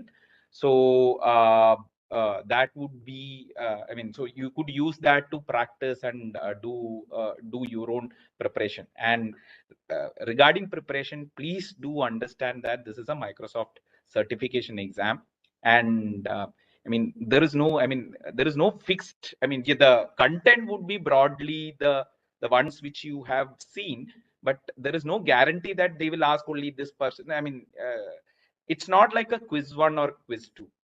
Microsoft certification tries to ensure that you understood the fundamental concepts and you have the necessary skill that is desired from this particular certification, whatever you are trying to attempt. So that would, I mean, so yes, the broad content would be from this particular thing, but we cannot just, I mean, assure you that this is how the questions are going to be. There is a prep exam that you can take. There are enough materials also available on from the Microsoft Learn platform to help you prepare for these exams. But what is going to be asked in the real exam? I mean, yeah, it is as good. I mean, your guess is as good as mine. You have to go there, sit there, and do it, and it will be done via Pearson. So there will be separate requirements for all that. So the facility that, and this is all the fundamental certifications. So there are around 9 fundamental certificates that are available, including the Azure AZ900, Data Fundamentals, DP900, and there are several others, some 6 more in that particular certification suite. All of this could be done by you as a student. The only thing that you have to ensure is that while you sign up, while you are doing registrations, please make sure that you mark IIT Madras as your parent institution when you go for certification, and also while joining the course as well. So this is one important thing. The reason why we are doing these kind of workshops is we have got a feedback from companies that the foundational knowledge about cloud systems, etc., is missing from our students who are in diploma or who are in maybe degree, at the degree level. I understand that cloud is not part of our main curriculum. We are not talking of cloud at all. But yeah, while going for interviews, now that most of the systems are on cloud, basic cloud familiarity is expected from many of, at least from the companies, they expect basic cloud familiarity. So this is why we have started these workshop series. Our educators, our instructors will be doing more such in the coming month. This is a pilot initiative, and that's why we are also partnering with Microsoft Teams, as in Teams for Communities, which is a publicly launched product in December. We are also an alpha partner with them. So that is why we are putting all the conversations, all the group discussions, etc., is happening on Microsoft Teams, because this is a MSLE workshop, and Microsoft Teams, the product team itself is there in the community to help us to look at look at how the Teams is being used by us, and they also get a good feedback about how Teams for Community is also useful for a larger group like this, for a setting like a workshop and workshop based activities. So while you are posting in the Teams, please do be mindful that there are others also who are seeing this, unlike discourse where we are still we are restricting access to only our students. This is a slightly more open community, so please be mindful. For all the students who are saying that they joined as a guest, they are joined as using different IDs. Today we hope we'll try to make sure that the ID, I'll see what the ID is captured at the backend. We'll try to make sure that at least we'll save the chats so that we have a idea that it is going to be, we can validate it at the backend. We'll of course excuse you for today, but from tomorrow, please make sure that you sign in using your student ID to the WebEx meetings, because we'll be directly using the WebEx meetings as an attendance. And the broader thing, not I want to just put a caveat. Only the fundamental certifications are free. There are called advanced certifications which are still chargeable. We are also in talk with Microsoft to see if we could avail some vouchers, some exceptions, but it has not progressed beyond that initial talk. So we will not be able to comment anything on the advanced certification, but all the fundamental certifications, it is absolutely free for the student. If you mark yourself as a student from IIT Madras. I believe Krishnan has already shared the slides, shown you the slides on how to avail the certification. If not, we will share it in a common Google Drive and share it with all of you. Okay. Any other questions on certifications, larger, operational aspects of the workshop? I would be happy to take one or two at this moment.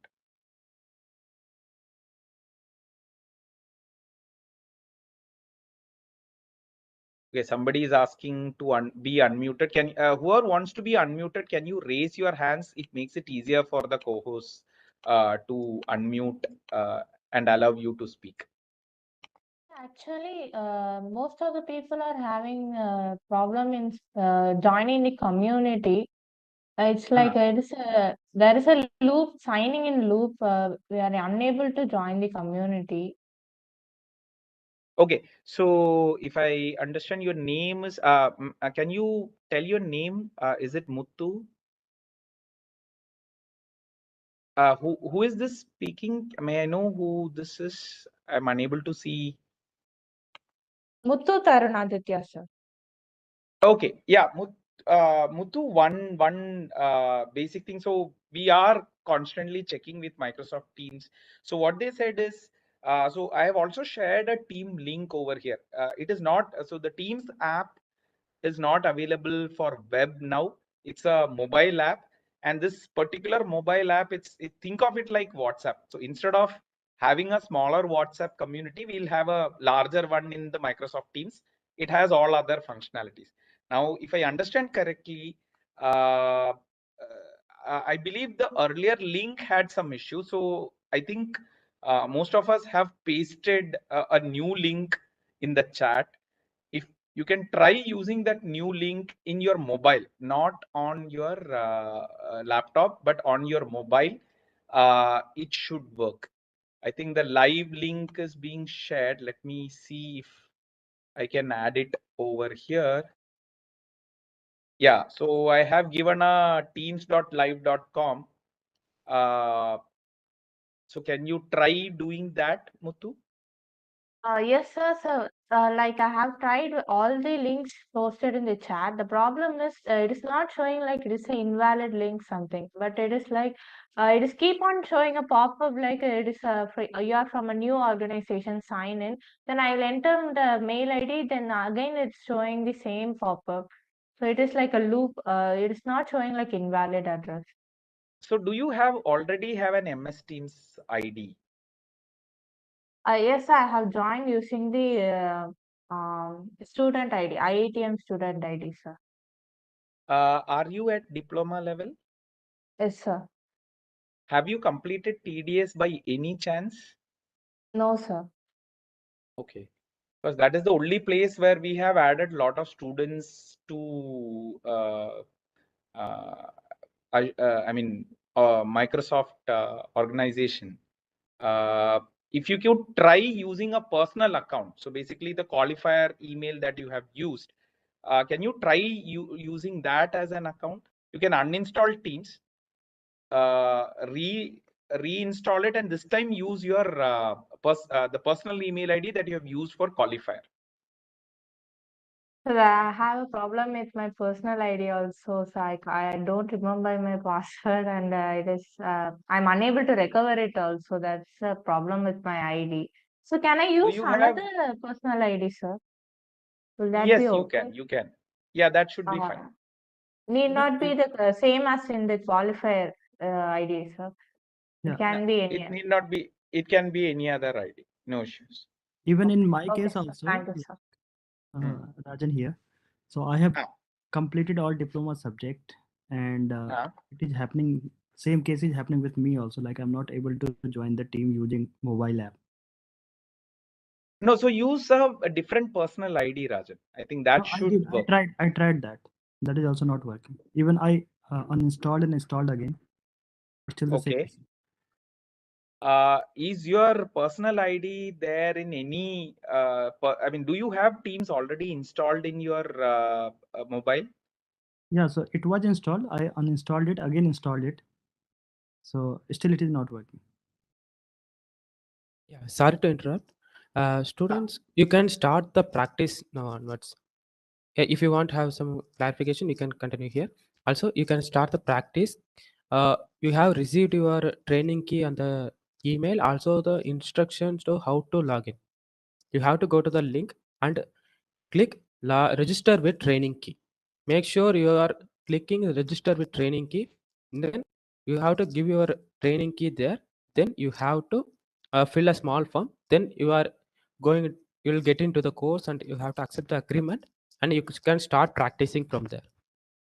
Others, if you have any clarification, you can ask Chike as well. Krishnan, how many labs should they complete today? Lab Today, exercises. okay. They have to complete first 4. Create an Azure resource, create an Azure virtual machine, configure network access, create a storage blob.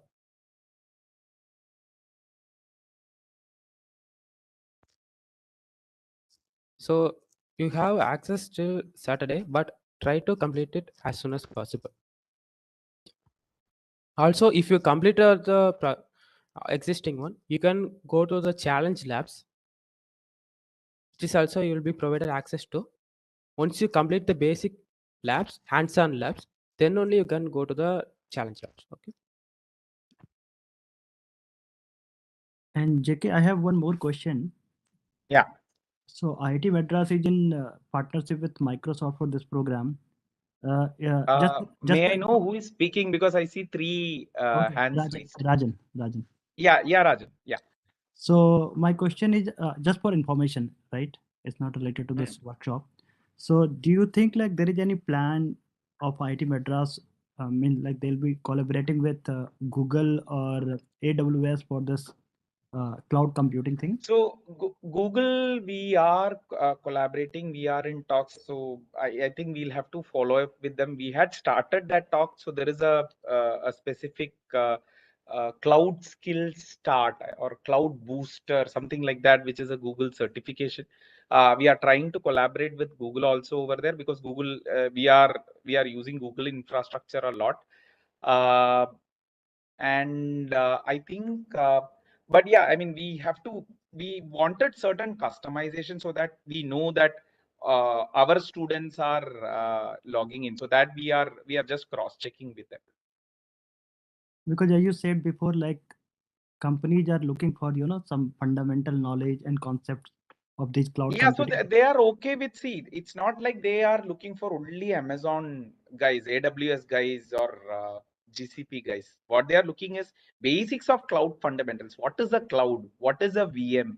What happens? I mean, what happens when, I mean, let's say I have an application configured in these kind of settings. How does, I mean, things like, okay, how does, I mean, if I put it on a Kubernetes cluster, and I mean, what happens to the application if it is in a containerized mode? So what is a container?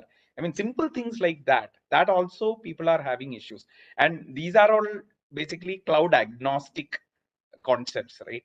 Okay. You will see one instantiation of it. So if you are able to understand one instantiation of it, you will be able to translate it to other things. Of course, there will be some minor syntax or configurations that you have to remember for the new cloud. But generally, the idea will still be the same, right? Whether infrastructure is there, whether services are there, how do you check it, what is a scheduler? So the basic core CS part of it is what I think, and it's not core CS to some extent. They are asking more from a general sense. It's, I mean, yes, it's a CS concept, but it requires a little bit more, I mean, some thought and some application also. So if you already work in some kind of cloud environment, then they know that, okay, at least they know this much. So they will be able to say even internal trainings can help improve the knowledge. All right, fine. Thank you.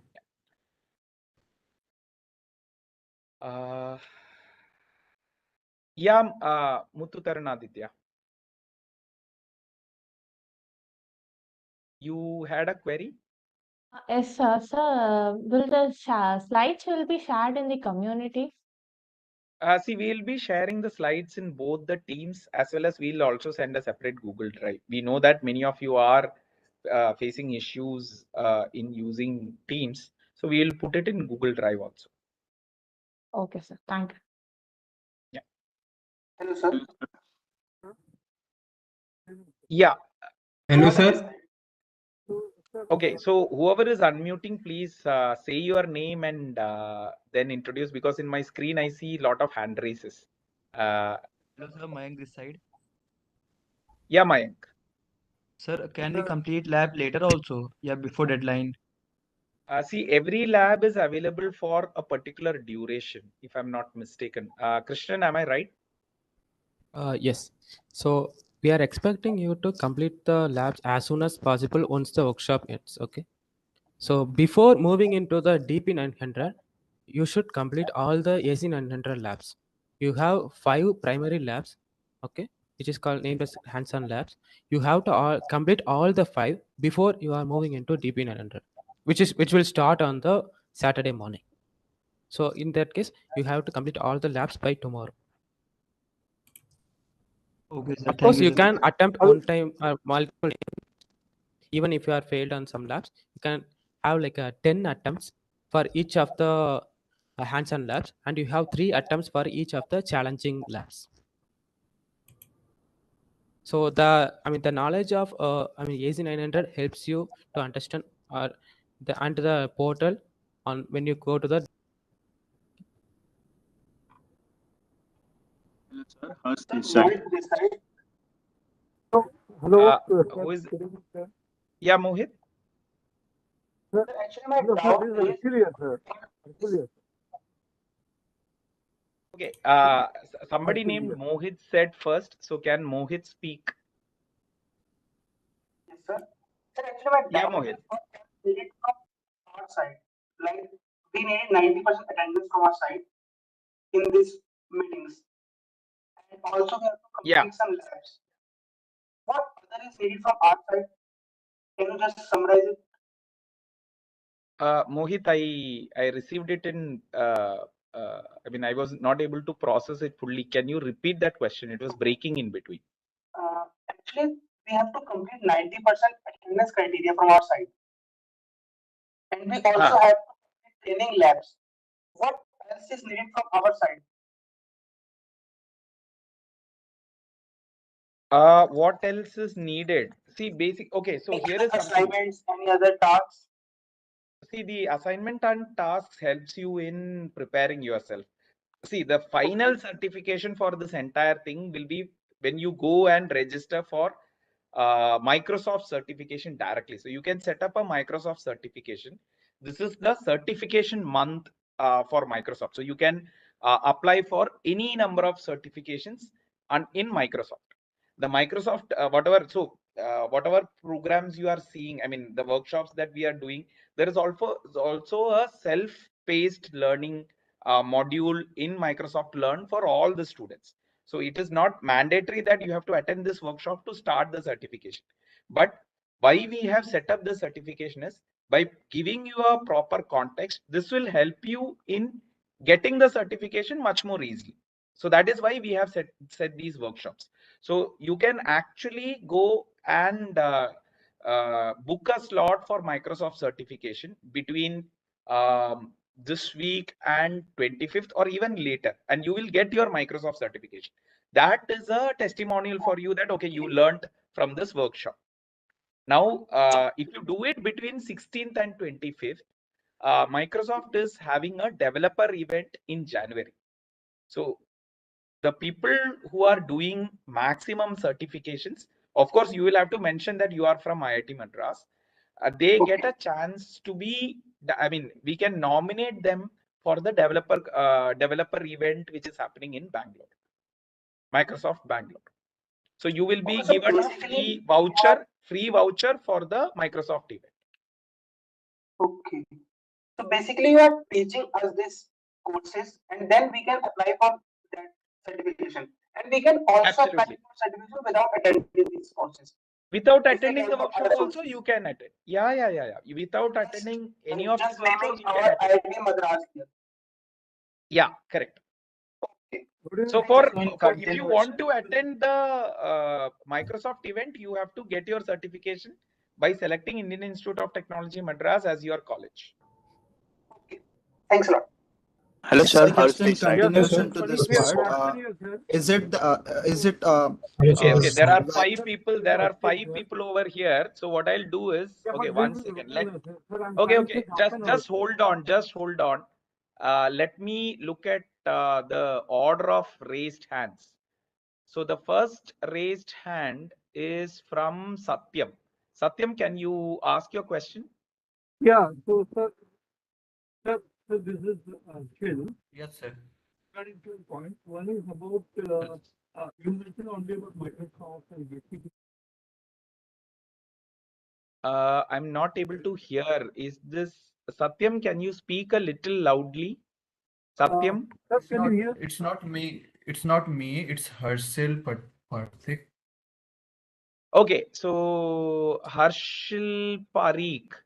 Harshil, can you ask your question? Yeah. Satyam, I'll come back to you. Harshil, can you ask your question?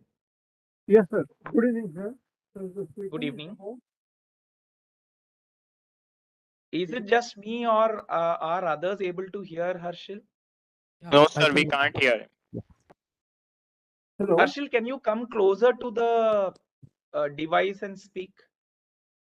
Can you hear me? Yeah, now it's better. Okay. So, sir, this question is about that I am already OCI fundamental, that's Oracle Cloud certified, and also Aviatrix multi-cloud networking certified. So how can we communicate it to you so that you can consider that and be aware that you have the people with you who are already certified? So is that possible to communicate to you?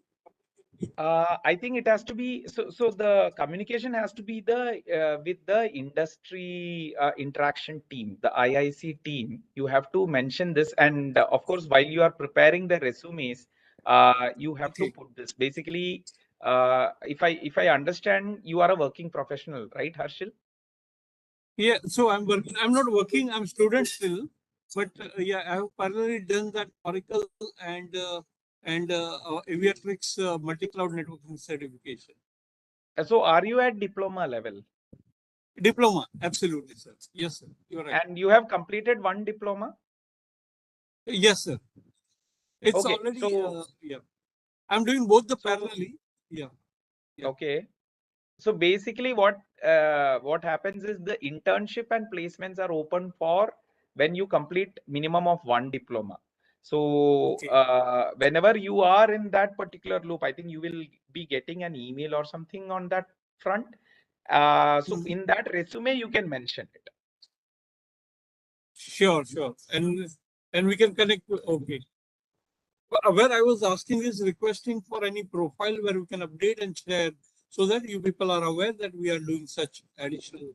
So the internship team will give you a particular portal where you can fill in your skill sets and other things. Okay, so we can do it intern. I will do that. And sir, about the exams, about the certifications, so the assignments which you mentioned, so do we need to complete it today itself? All because we are not getting clear message. People have different. So is it that we need to do all the labs today, or how many labs? Four labs have to be done today. There is a 24. I mean, basically, once you redeem that training key, 4 labs have to be done within 24 hours. Within 24 hours. Yeah. Okay. Thank you. Thank you very much, sir. Good evening. Yeah. Good evening. Hello, sir. Harsh from this side. Wait, Harsh. There is Satyam before you. Let me take Satyam's. Yeah. Thank Yeah. you, sir. I have one question. How exams will be conducted? Like on See, centers Satyam, or Satyam will be, so, okay, okay, yeah, finish your question, Satyam. yeah, yeah. So how exam will be conducted? Like it will be on centers, on our like as IITM quizzes are located in TCS center, or we will have to shift to move to some other states. How Okay, centers will be so, allotted? yeah. So for everyone's benefit, the Microsoft certification exams are conducted in partnership with Pearson. So Pearson has a online proctored system through which they will be conducting these exams. I think there is a separate process for it. Mostly, I think they would allow a in-home exam with a proctor coming in and doing it. Possibly, you may have to visit a nearest Pearson center also. But all those details are there in the certification. When you log into that certification portal, all the details are there. I I did, and I found one. I didn't saw the Pearson one, but I saw the another center that would provide, like there was center in Dehradun and Mumbai. So I thought like travel issues would be there because I am in Bihar. So No. So the fundamental certification, I don't think there is. I mean, if I understood, I mean the communication from Microsoft Teams, most of these are take-home exams or at-home exams. okay, The okay. option So we is will there not to have any visit the issues. nearest. Yeah, so you will have to install the software that they are giving. Yeah, yeah. Okay, Yeah. okay. Thank you. Yeah, yeah. Okay. Thank you, sir. Good evening, Yeah. sir. Thanks. Yeah. Good evening, sir. Hello, sir. Yes, Harsh from so, this side. so actually, on this, Harsh, can you, so is this Harsh? Yes, sir. Yeah. Harsh, go ahead.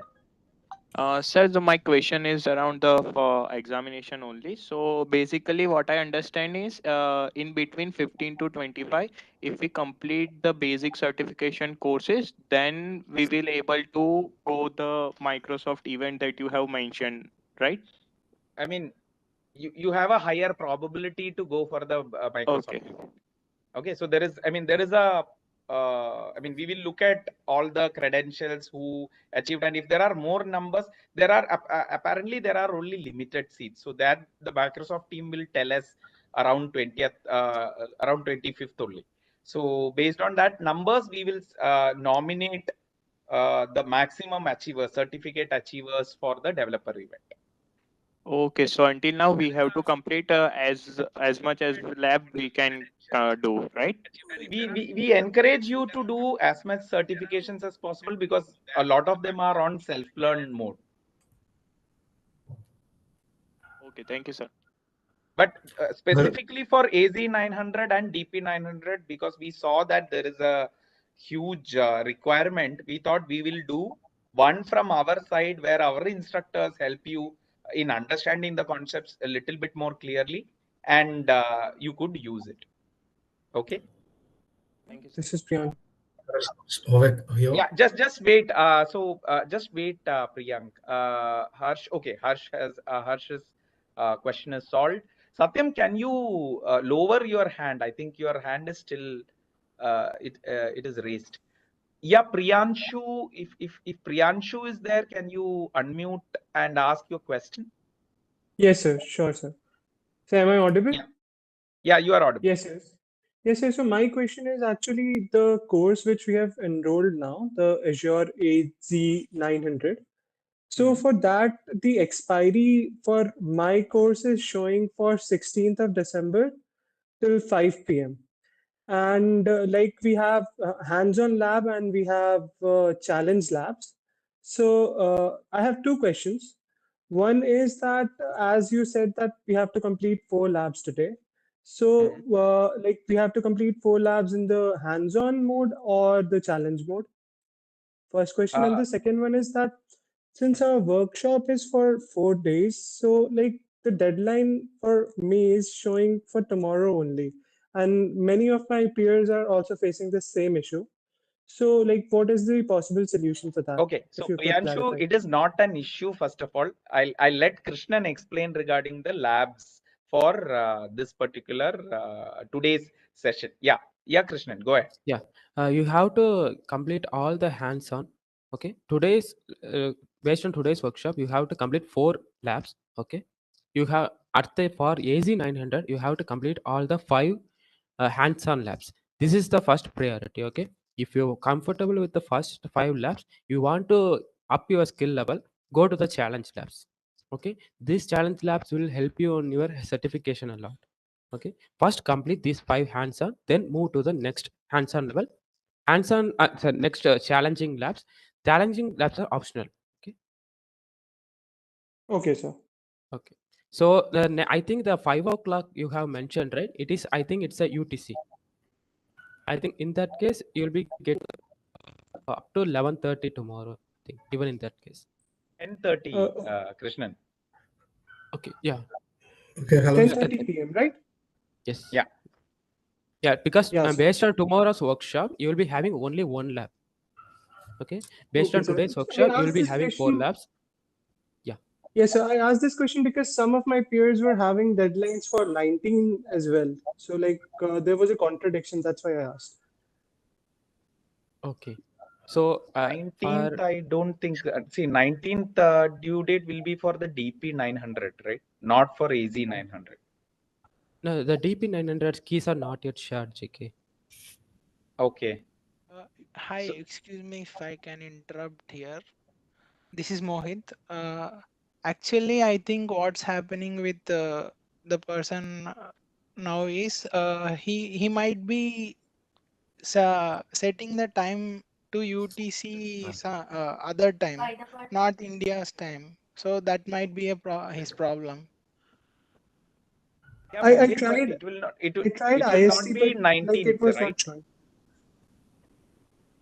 Yeah, if it's for UTC plus for 5:30, that's for Indian time, then it's showing December 19th as deadline. I mean, the thing is that I tried finding IST, but there was no time for IST given there. No, Only it's not UTC was IST. provided. It will be like UTC plus 5:30. That means Chennai, New Delhi, Kolkata, etc. That will be our time. This will be in Hello? your profile, right, Mohit? Yeah, JK. Hello, sir. Could I ask my doubt right? No. Just wait. Okay. So Savik, it's Savik, right? Yeah, it's Ovik. Yeah, Savik, go ahead. Okay, so I have 2 doubts. First doubt is that the voucher you guys are providing for the certification exam, does it have a time limit associated with it? Do we have to complete the exam within a No, time the frame? voucher you can select. So it's not us providing. You can go. So the process will be explained in slides. The slides we will share. The voucher you can select. The only thing that you gain by doing it between 16th and 25th is access to the Microsoft Developer Event. Possibility for access to the Microsoft Developer Event. Developer unit, okay. And second question is that I just completed one of those, one of the, one of the tasks, and it's still showing the status is running, not status is completed. So how does the status change from running to complete? Krishnan, you want to explain the process? Which task did you complete, Savik? So I completed create an Azure resource. So it's showing status is running, but I have done all of the steps that it asked me to do. Krishnan, any idea whether this? Sorry to interrupt, sir. Yeah, once we done all the steps that were provided there, so you have to select all those options and click the end. Then only it will change to complete. Yeah, I've selected all the options. Oh, I haven't selected end. Okay, thank you. Thanks a lot for that. Yes. Okay, perfect. Thank you. Yeah, I think Krishnan was also going and That's my- checking what's happening over there. Yeah. So can I ask my question? The next person in line is Shaktivel. If you are Shaktivel, please go ahead. Is it I could not. Shaktivel? Yeah, I could not able to access that training I didn't receive any training keys and I could not able to access the assignments. Where can I find Training those? keys sent to your email as a separate email. Can you check your spam also once? It would be a Yes, bulk sure. email. Okay, I'll check in the spam. Yeah. Thanks. The training keys are sent along with the QR code for the community, sir. It will be in the bottom of the mail. Okay, thanks, Muthu. Question to Shaktivel is locate the email with the QR code. The training key is below in that. Sure. I will check that mail. Thanks. Yeah. The next person is Jaya Revand Alugu Willi. I hope I pronounced it correct. Yeah, sir. Good evening, sir. Yeah, good evening. Sir, my doubt is regarding, actually, I want to attend the certification exams as soon as possible. So, can you share the procedure of how to Yes, get we'll the... be sharing the slides for all that. We wanted the first day to complete, basically you understanding everyone is on same page. Then we will, of course, we will share the certification procedure as well. Okay. Okay, sir. Thank you, sir. Yeah. Thank you. Sahil Rajpal. So whomsoever have gotten their queries cleared, please lower your hands because there are a lot of hand raises that I see in this. Okay. Thank you. Yeah. Hello. Sorry. So he's Sahil. Please go ahead. Yeah. Hi. This is little off topic, but there is a service, Microsoft service called Power BI, and it can only be accessed using university or work email. So I tried Correct. registering for Power BI using IITM email, but it says your organization doesn't allow its user to purchase Power BI. So considering this is a data science program, I think having access to Power BI would be a lot helpful for everyone out here. Power BI online, it is available. You cannot install Power Power BI BI desktop. in your Yeah. Power BI desktop is not given by Microsoft in its partnership. Only you can use Power BI on online Yeah. Power BI services, not the desktop one. Oh, so will there be any sponsorship for Power BI desktop anytime soon? I don't know. We have asked the Microsoft team. They haven't gotten back on that. I'll definitely pass on this query once again. But see, the problem with Power BI is the institutional license, they are charged at a higher price. Oh, okay. So Thank you. again, see, we have to see whether we have to pass on the charges to the student or not. That's I mean, our faculty is against passing on too many charges to the student. Some essential ones, Yeah. yes, definitely we don't have any choice. But at least for the, I mean, if there is an online version of Power BI, can you try the online version of Power BI? Can Yeah, you I've try doing tried, that? but yeah, I've tried using that, but Power BI desktop is a lot powerful. So it uses the Power Query editor, and it's only Absolutely, accessible from there only. correct. So that requires an institutional license which we have to purchase. Yeah. Yeah. Okay, I understand. Thank you. Yeah. Okay. The next person is Mohit. Hi, JK. Mohit this side. Yeah. Actually, what happened is I have registered for one certification previously that which I had a voucher for same Microsoft certification.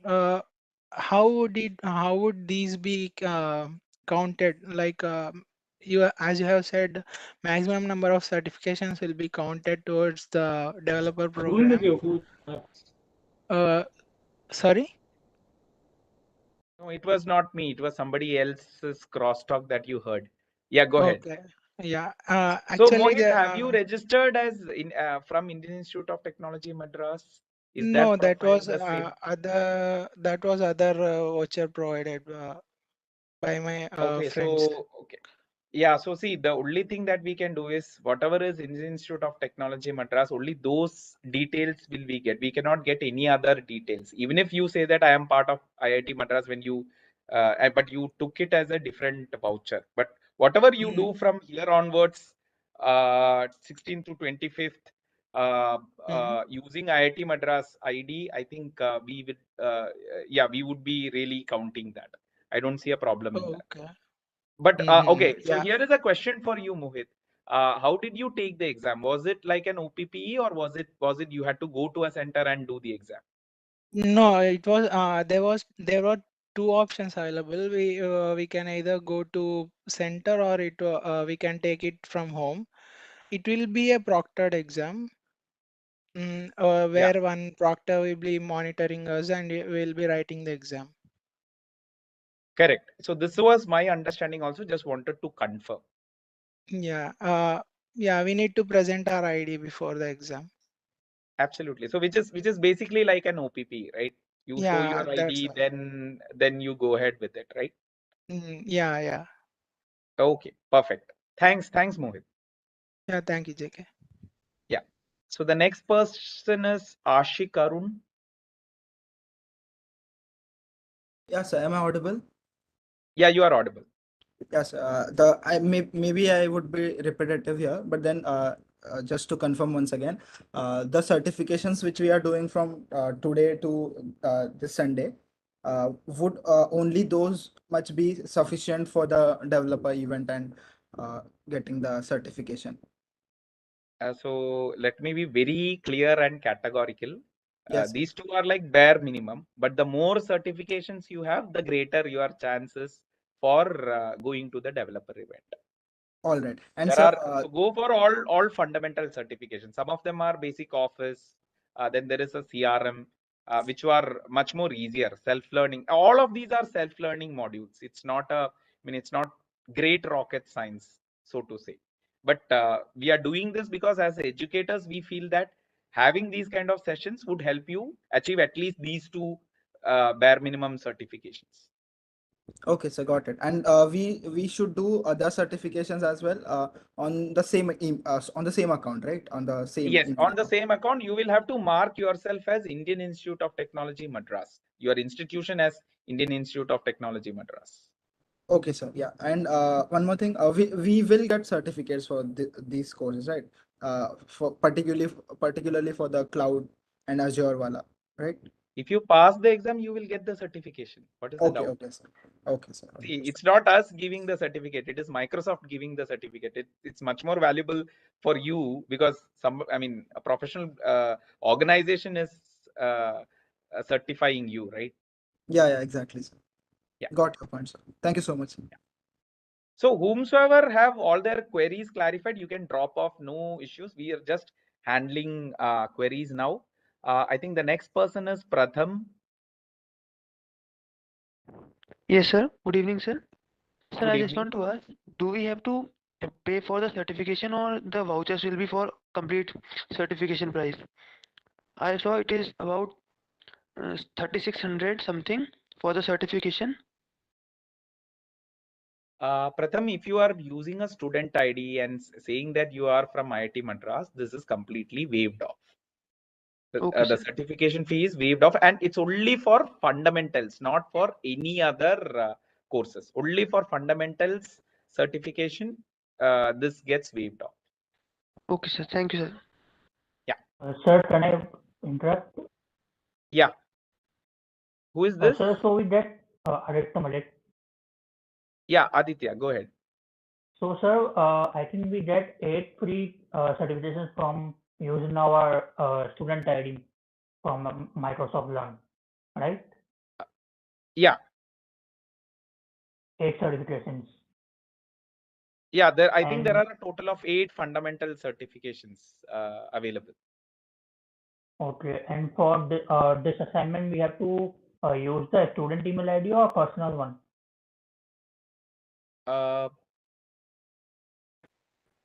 Whichever email ID you use, make sure that you mention IIT Madras as your institution. Okay, sir. Thank you. Next person, I think Muthu. Muthu, you have another query? Yes, sir.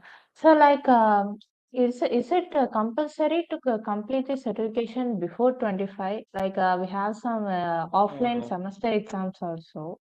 No, there is no hard and fast rule. If you want to go for the Bangalore event, then do before 25. Sir, for that event, should we complete all the 8 certifications or just these 2 certifications? If you see, that's what I said. If you do the maximum number of certifications, we will look at it. That is Because within 25, right, sir? yeah, within 25, the maximum number of certifications that you do, we will count that towards, again, it will be the pool of people. So there is a greater probability. The more certifications you do, the greater is the probability. Okay, sir. Thank you,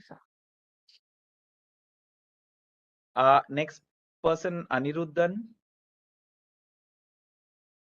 Hello, sir. Am I audible? Yeah, you are audible. Yeah, so sir, this eight fundamental course we will be doing. So we have to go through the Microsoft Learn site, and all the.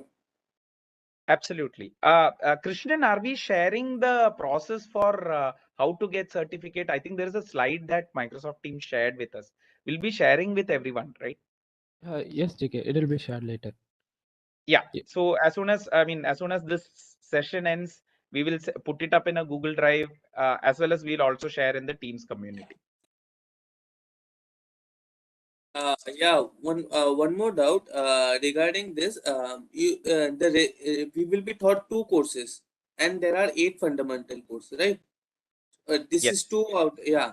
So the rest 6 are like self-learning. So self-learning means we would be getting the content study material, or we have to research by our own.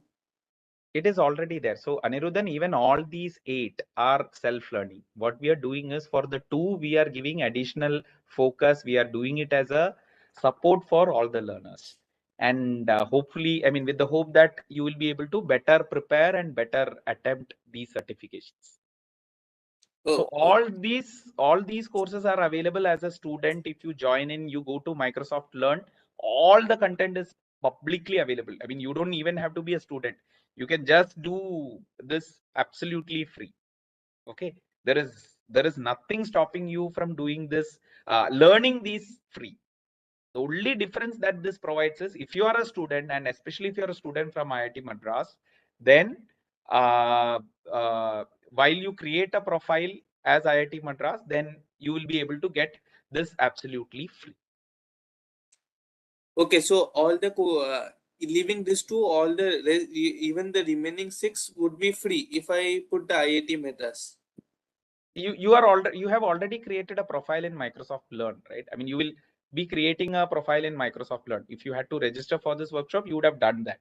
So if you do that, then it means you have been counted in the Learn platform. You have been counted as a learner from IIT Madras. Oh, okay, thanks. Yeah. Uma Das, you have a question? Yes, sir. I have a question. Sir, one question. This question which I have got is a common one. For me, I don't know about cloud computing, even though I am in this data science course I'm doing. I'm not a circuit branch or a person. I'm totally out of this. Some learning programming language. Okay, fine. This cloud computing, I don't know about much about this thing. There's so many terminologies are there. So if this course is designed for the people who have very less idea about the cloud computing in these 4 days, is it going to be like that? Because I when I look at the slide, I feel like I have to learn something outside to have at least a basic idea of what is happening. So is it designed for people like me also, or it is assumed that all of them have an idea and then you have gone ahead with this content? Krishnan, can you take this question? Krishnan, Piyush, or anyone? Can you take Yeah, this it question? is like Yeah. it doesn't mean you have to be too technical about it. Okay? Oh, So all the basic concepts. Okay, if I say too much of availability sets and all of things, don't worry much about it. Okay, when you see the first thing you have to understand is, I mean, in today's workshop, right? Have you understood platform as a service, infrastructure as a service, and software as a service? Have you understood the 3 parts? Yeah, to an extent. I thought I'll browse it later on and I'll find it some more. Okay, you understood what is mean by 3 strings, right? These are the first fundamental thing you have to understood on the cloud. Okay. Then what are the service they are providing? Okay, Okay. there are something like a compute services, like a Mhm. VM, all those things. There are some storage services. There are some Okay. networking services. Even you don't need to go that much deeper. In simplest Okay. case, you are able to create a VM and access it. You have to Okay. get some storage and how to access it and how to put into to and from storage. These are things you'll be Okay. doing your labs on hands-on. Okay, Okay. these are the very Okay. basic things you have to start with. Okay, Okay. once you get Okay. into the portal, you can use either GUI or even much you want to be advanced, you can use the command line interface as well. Just practice. That will Okay. get you to understand what's really happening. Even I Okay. first under see the concept, I was like that, like you only. So later Mm. when you browse things, you'll understand more and more. So it's not like Oh, it is not designed for the person who are from circuit branch or technical knowledge, who having some IT knowledge on it. It's not like that. okay. If you Okay. have basic understanding of what is CPU and memory, that's enough. Okay. Okay. Fine. Thank you, sir. Thank you so much. Arshia Munad. Hello, sir. Am I audible? Yeah, you are audible. So basically, I wanted to know that what all certification exams do we need to register after this workshop? Like, we will be given any list of courses for which we have to give the exam. See, basically the two AZ900 and DP900 you have to do. But if you go to Microsoft Learn portal, you will see all the fundamentals. So there are a total of 8 courses. You can do certifications from all those. And the procedure you will tell us. Yeah. The process, we'll put up a slide which will explain exactly what you have to So is it necessary to be done in the month of December, or can we do afterwards also? You can absolutely do it at your own convenience. If you want to go for the Microsoft event, I mean, if you want to get a chance to go to Microsoft event, do it before 25th. Is there any other benefit that we are going to get from it apart from attending the event? Okay, okay, so I mean, doing before 25th. No, just in general doing the certification. Arsha, do you want a job in cloud? Do you want to get a job in any industry? Yeah, sure. So that's all the benefit is. I mean, you can showcase a Microsoft certificate. Hopefully, it would be acknowledged by people over there. Okay. All right. Thank you. Yeah. Amit Jaiswal. Yes, sir. Actually, I am doing the diploma and I'm direct entry for data science. Okay. So actually, how beneficial this is going to be for me means my goal is not to be a developer. Only in data science I want to go. So what certification are specifically for my benefit and See, okay, so Amit, 12th standard पास करने का क्या फायदा है? yeah, you there are lots of career open to you. Absolutely. So if you do these certifications, lot of career is open to you. So the fundamental certifications is cross skill.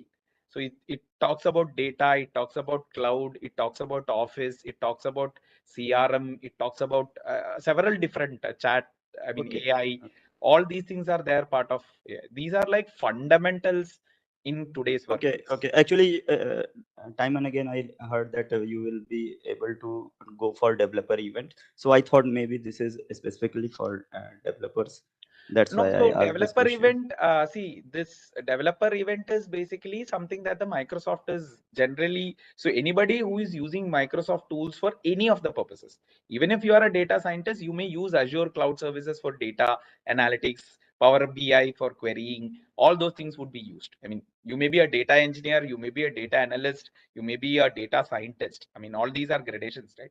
And you will see, data science does not mean that you are not at all using any applications. I mean, let that myth be busted over here. If you are a data scientist, you will be using several different applications. You may not be going as a core developer, but that developer event does not necessarily mean that it's a core developer event. I mean, core developers are showcased, but so are the other kind of developers also. Okay. So that event will tell you, okay, I mean, it will give you network to different people. It will help you connect with different communities. That's all. Okay, one more query. While registering, means I was doing the first assignment here. and which was creating a virtual machine. Then I got some validation failed error, and it's showing that whatever virtual network I was provided, it is not working. So is there any solution for that, or should I'll I take try on again? this. Yeah, I'll take on Yeah. this question, JK. The thing is, whenever you select some regions and everything, right, you have to select exactly what is shown on your right hand side, right? You have to select exactly same. Or else, if something is not given, proceed with the default. I did the same actually, and that's why when there was a one thing selection for the region, like US was selected by default, and here in right hand side it was not given anything, so I Okay. let it remain that way. But I don't know whether that was a problem or something else. Okay. I mean, you may, I mean, without knowing your things, you may have changed something or something. Even in that case, just cancel the lab and start a new instance. Okay. Okay. Just before doing that, just check yourself. Have you done this exactly the same? Even you can. Okay. It's just creating a virtual machine, right? You can go to the initial part. Just discard the on the way virtual machine process, because you are not validated, right? The virtual machine was not yet created. Just go back to the initial first part, the first phase. Just check everything once. Just go again. Even if you're getting the same issue, just close the lab and retry once again. Then Okay. it will be a fresh instance. Okay. And the time will restart again, or what will the process? Yes, you'll be yeah, you have 10 attempts, right? Then you'll be using the second attempt now. Okay. Yeah, I'll do that. Your time will be again, you'll be getting the half an hour time. Yeah, sure. Okay. Thank you. The last question for the day, Aditya. Hello, sir. Can you hear me? Yeah, I can. Sir, my question was that for joining the community, it is saying that we cannot join the community through official IIT Madras email ID. Use your personal email address, Aditya. Okay, so for registering for the Microsoft Learn, when we register for another courses, we will, I have to use the same ID or the IIT Madras ID. Try using IIT Madras ID. As far as possible, using IIT Madras ID makes sense. But I think Microsoft Learn also recommends a personal mail ID, because that will give you, I mean, see, IIT Madras ID is available with you for just 3 years, right? So if you want to showcase it for the larger thing, the certification, it is better to use personal profile is what they have said. Either one will work. I don't see a problem in that. Okay, sir. So we just Make sure have to that you choose. select, make Yes. sure that you select your institution as IIT Madras. Okay. Thank you, sir. Yeah. Okay, I see that one more question has popped up. So I'll just, this will be the last one. Siddhant, please go ahead. Siddhant, if you are speaking, I'm not able to hear you. Is anybody able to hear Siddhant? Yeah, you are Hello. audible. Yeah. Hello, sir. So you've been talking about these 8 modules, these 8 other modules that are there, but I couldn't look at them. I couldn't find a link for it. Okay. Okay. Among your hosts, I'm not a host over here. Can one of the hosts just show the entire certifications, fundamental certification? It is available Yeah. under Microsoft Learn. Yeah. Sure. I'll show. Yeah, thank you.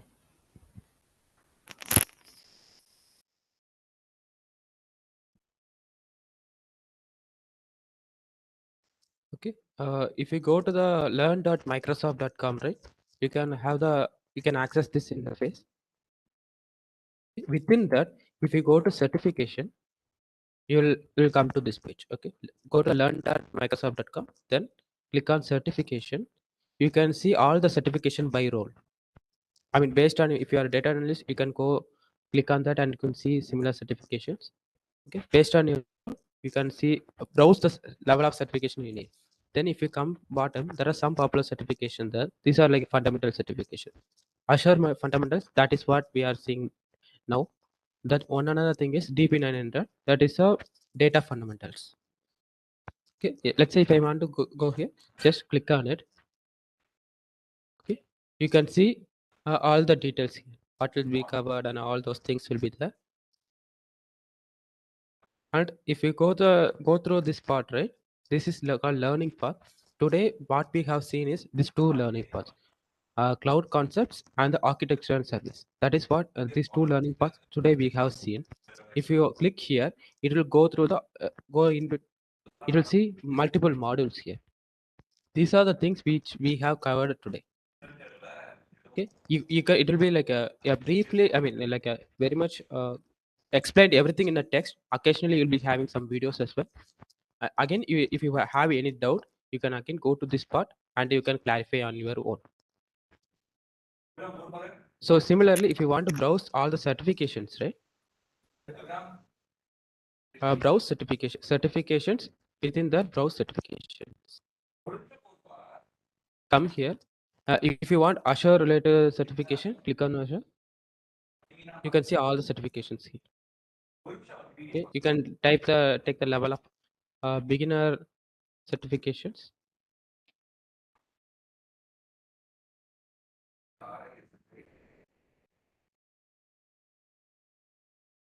You can filter out all the things as well. You can select for the fundamentals as well. You can see all the fundamentals here within the Azure platform. Within the, you can see I'll filter out based on your need. If you want to see the data fundamentals, just go here. Yeah, just see the learn.microsoft.com, then explore everything. Then it become easy. Yeah, this helps. Thank you. Sure. Here also you will hit a cloud sandbox, that which I have told you earlier, right? Types of Microsoft account. So here also you can practice all the 4 hands-on exercise which it should be accessing here. You will be access only to the 4 hands-on, 5 hands-on exercise here. Okay. Yeah. Right. Thank you.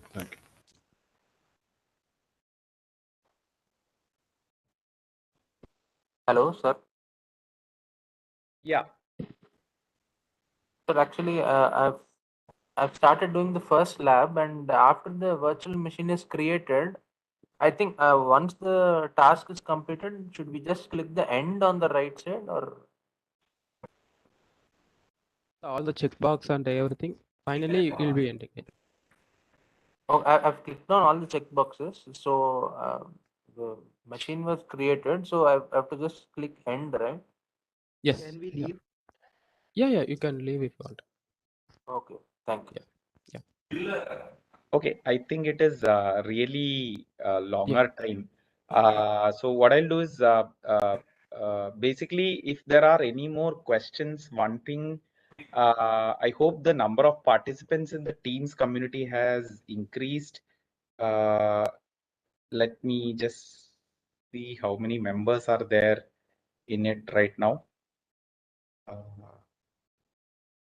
So I see something like 240 members. No, 500 JK. It's around around 500. Oh, 491. Yeah, 491. Yes. Yeah. Okay, I refreshed it right now. So there are 491. So I hope most of you got your joining issues clarified now. If there are any more queries, please do post it in the appropriate thread so that we can quickly address them from our side. Please do not worry if you're not able to start anything. We will be there to support. Microsoft Teams, they are also here to support. We will definitely help you out. Okay, so I hope tomorrow won't be as tiring as today. So for the time being, I think let's formally stop this session. Any issues on while you are trying, please post them in that particular Teams. There are a lot of peers who are trying this out. If not us, one of them would definitely be able to help. As you saw today, a lot of queries got resolved when someone else said what they tried, right? So, and there are a couple of them who have already, I mean, at least one of them who had already gotten a Microsoft certificate. So they know about the exams. So absolutely feel free. The community is ours. Please raise your questions over there. But yeah, while asking questions and other things, please be also aware that the people from Microsoft are also there. So please do adhere to the community guidelines. Any unnecessary post, you are exposing yourself to outside world also over there. So please be aware of that. I hope all of you would try out more certification exams, not just restrict yourself to the AZ and DP 900. This we have tried, as I said, the larger context is we want more people to be aware of the basic fundamentals. And I mean, basically, we don't want any company to come back and tell us that your students do not know the basic fundamentals. I think I hope this, and this is a Microsoft skilling certificate, and you can proudly share it with anyone. I think they have carefully created the contents, looking at the industry needs and the outcomes. Okay, so that's it from my side, and hopefully from everyone at IITM. I don't know if we can take one question. Krishnan, if you want to take a question, please feel free. I may have to drop out now because I have to close the office. Okay, Chiki. Yeah. Yeah, so you can take up a couple more questions and maybe wind it up at 10. Sure. Yeah. Yeah. Okay. Hari? I'll take a leave from everyone now. Thanks everyone. Thank you for the session. Thank you very much. Actually, I had one question. I was trying to create the lab, actually, the first lab. So where we have to create the resources. Yes. So, and the virtual machine. Am I audible, first of all? Can you Yes, confirm? yes. Please go. All right. So I'm able to create the virtual machine, and I can see the Okay. resources. So I have Okay. done the click and button. So I'm not sure like whether my activity is counted as a completed or like pending.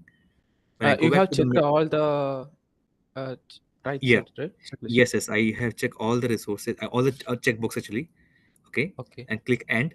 So when I go back to my the dashboard over there, so I can Okay. see the labs over there. 1, 2, 3 labs, all the labs are there, but I'm not sure whether it is consider that thing as a complete.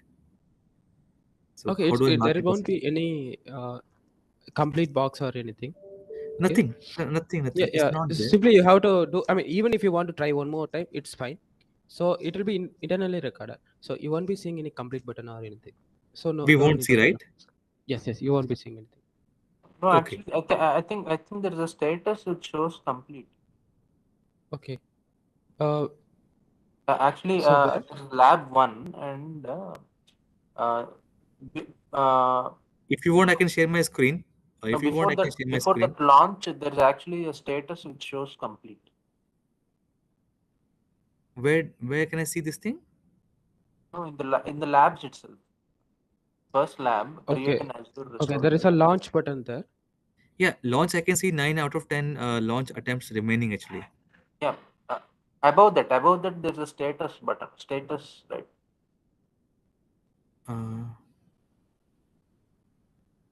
No, I don't see any status here.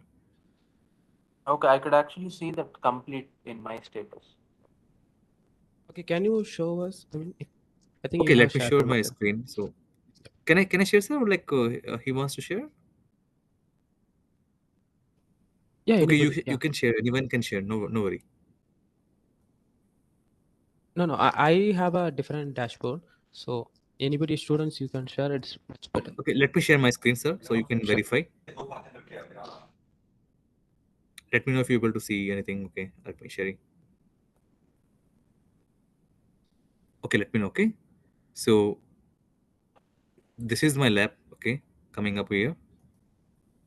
Okay, so this is what I have created. Okay, so can you see? Can you confirm like if you can see my screen? Yes.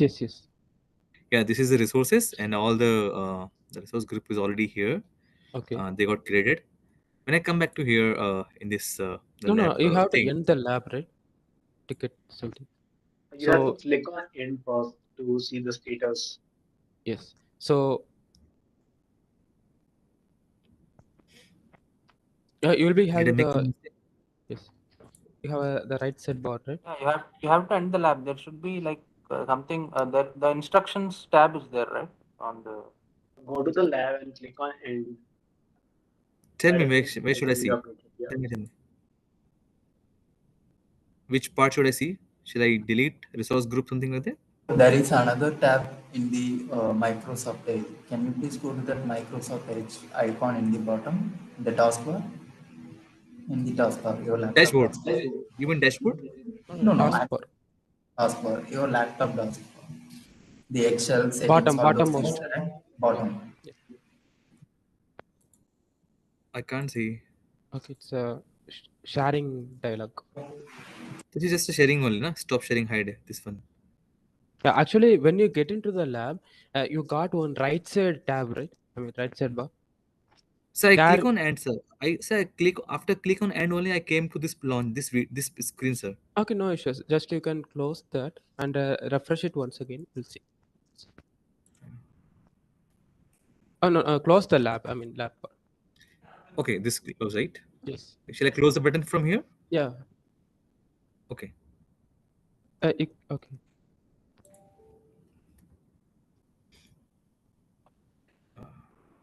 Somewhere I might have made some Okay, mistakes. I'm not actually, sure. when you say the right side bar, right, you have to end it, then you'll be coming out of it. You'll be Yes, sir. I did automatic. end it, sir. I saw a button and date. When I click on that thing, it took me this page, sir. Okay. It's okay, sir. I just Yeah, it doesn't just matter for I me. mean, yeah, you can try one For more me. time as well. So should I again launch? I mean. Yeah, you can Hello. launch and try one more time. Yeah, please go ahead. Somebody else. Yeah, you have to check that box also beside the. There will be checkbox also. You have to check that also, and then you have to end. Then it will be so complete in the status. Yeah, probably I might have missed You some have parts. missed it. Yeah, you But have missed it.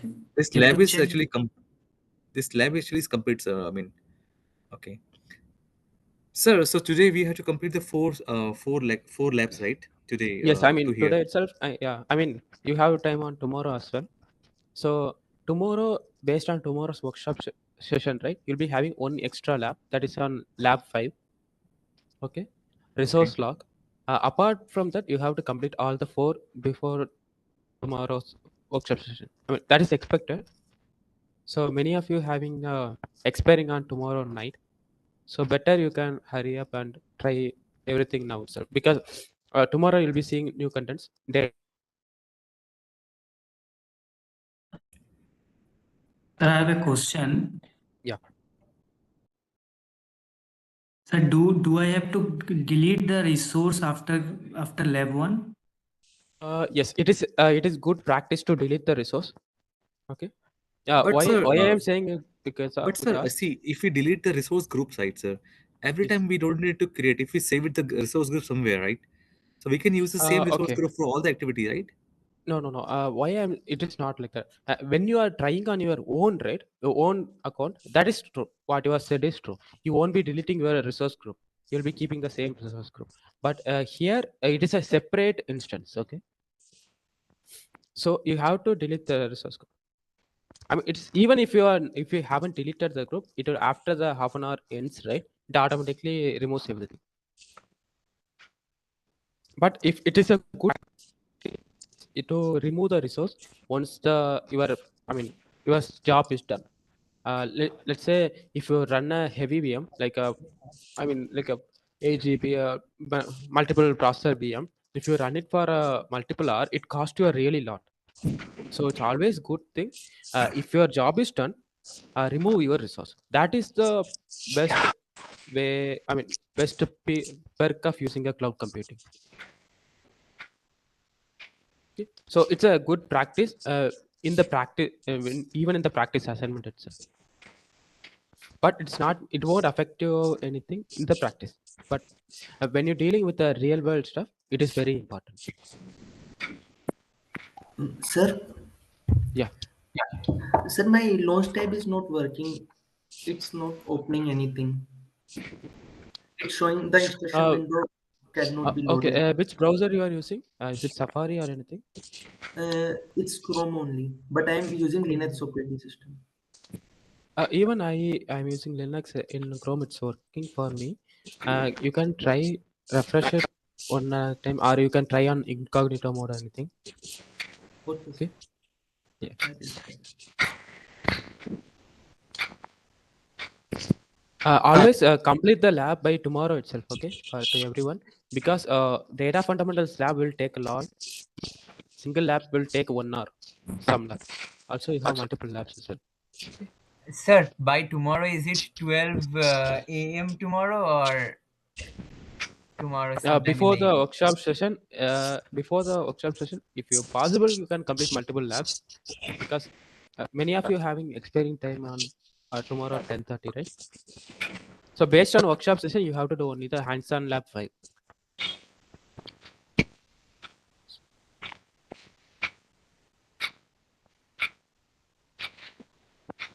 So if you have enough time, try to do it as soon as possible, because you have new content on weekends. So that weekend will be dedicated for the data, all the database application, all those things. Because once you get into to that, you won't be getting enough time.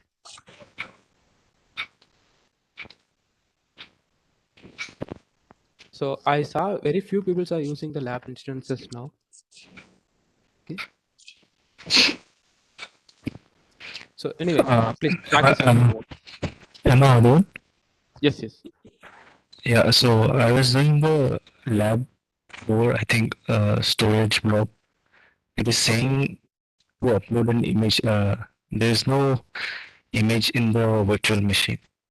So what I did, Go to a website and download some image and re-upload and try.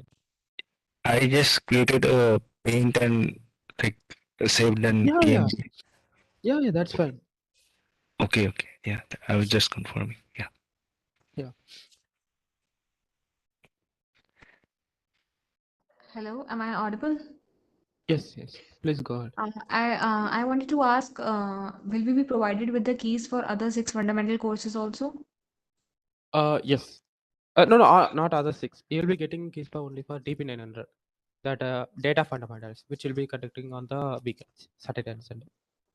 Okay. But if you go to the Microsoft Learn platform, right, without even having the key, you can access the cloud cloud shell. Okay. You have some time limit. You can access a certain number of times. That will be totally free. Okay. But there you won't be getting the challenging labs and everything, but you'll be getting all the hands-on labs, similar things. Okay. Okay. Yeah. Even the user interface may look different as well. There. But the things will be.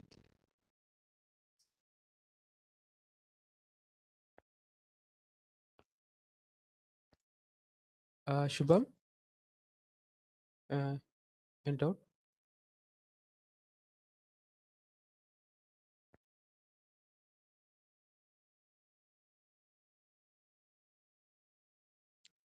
Okay. So already we extended a lot of time. I think it's the time we can wind up the session. Either join the teams, you can ask the questions on the teams itself. Okay. So yeah, thank you all. Yeah, we'll see you tomorrow.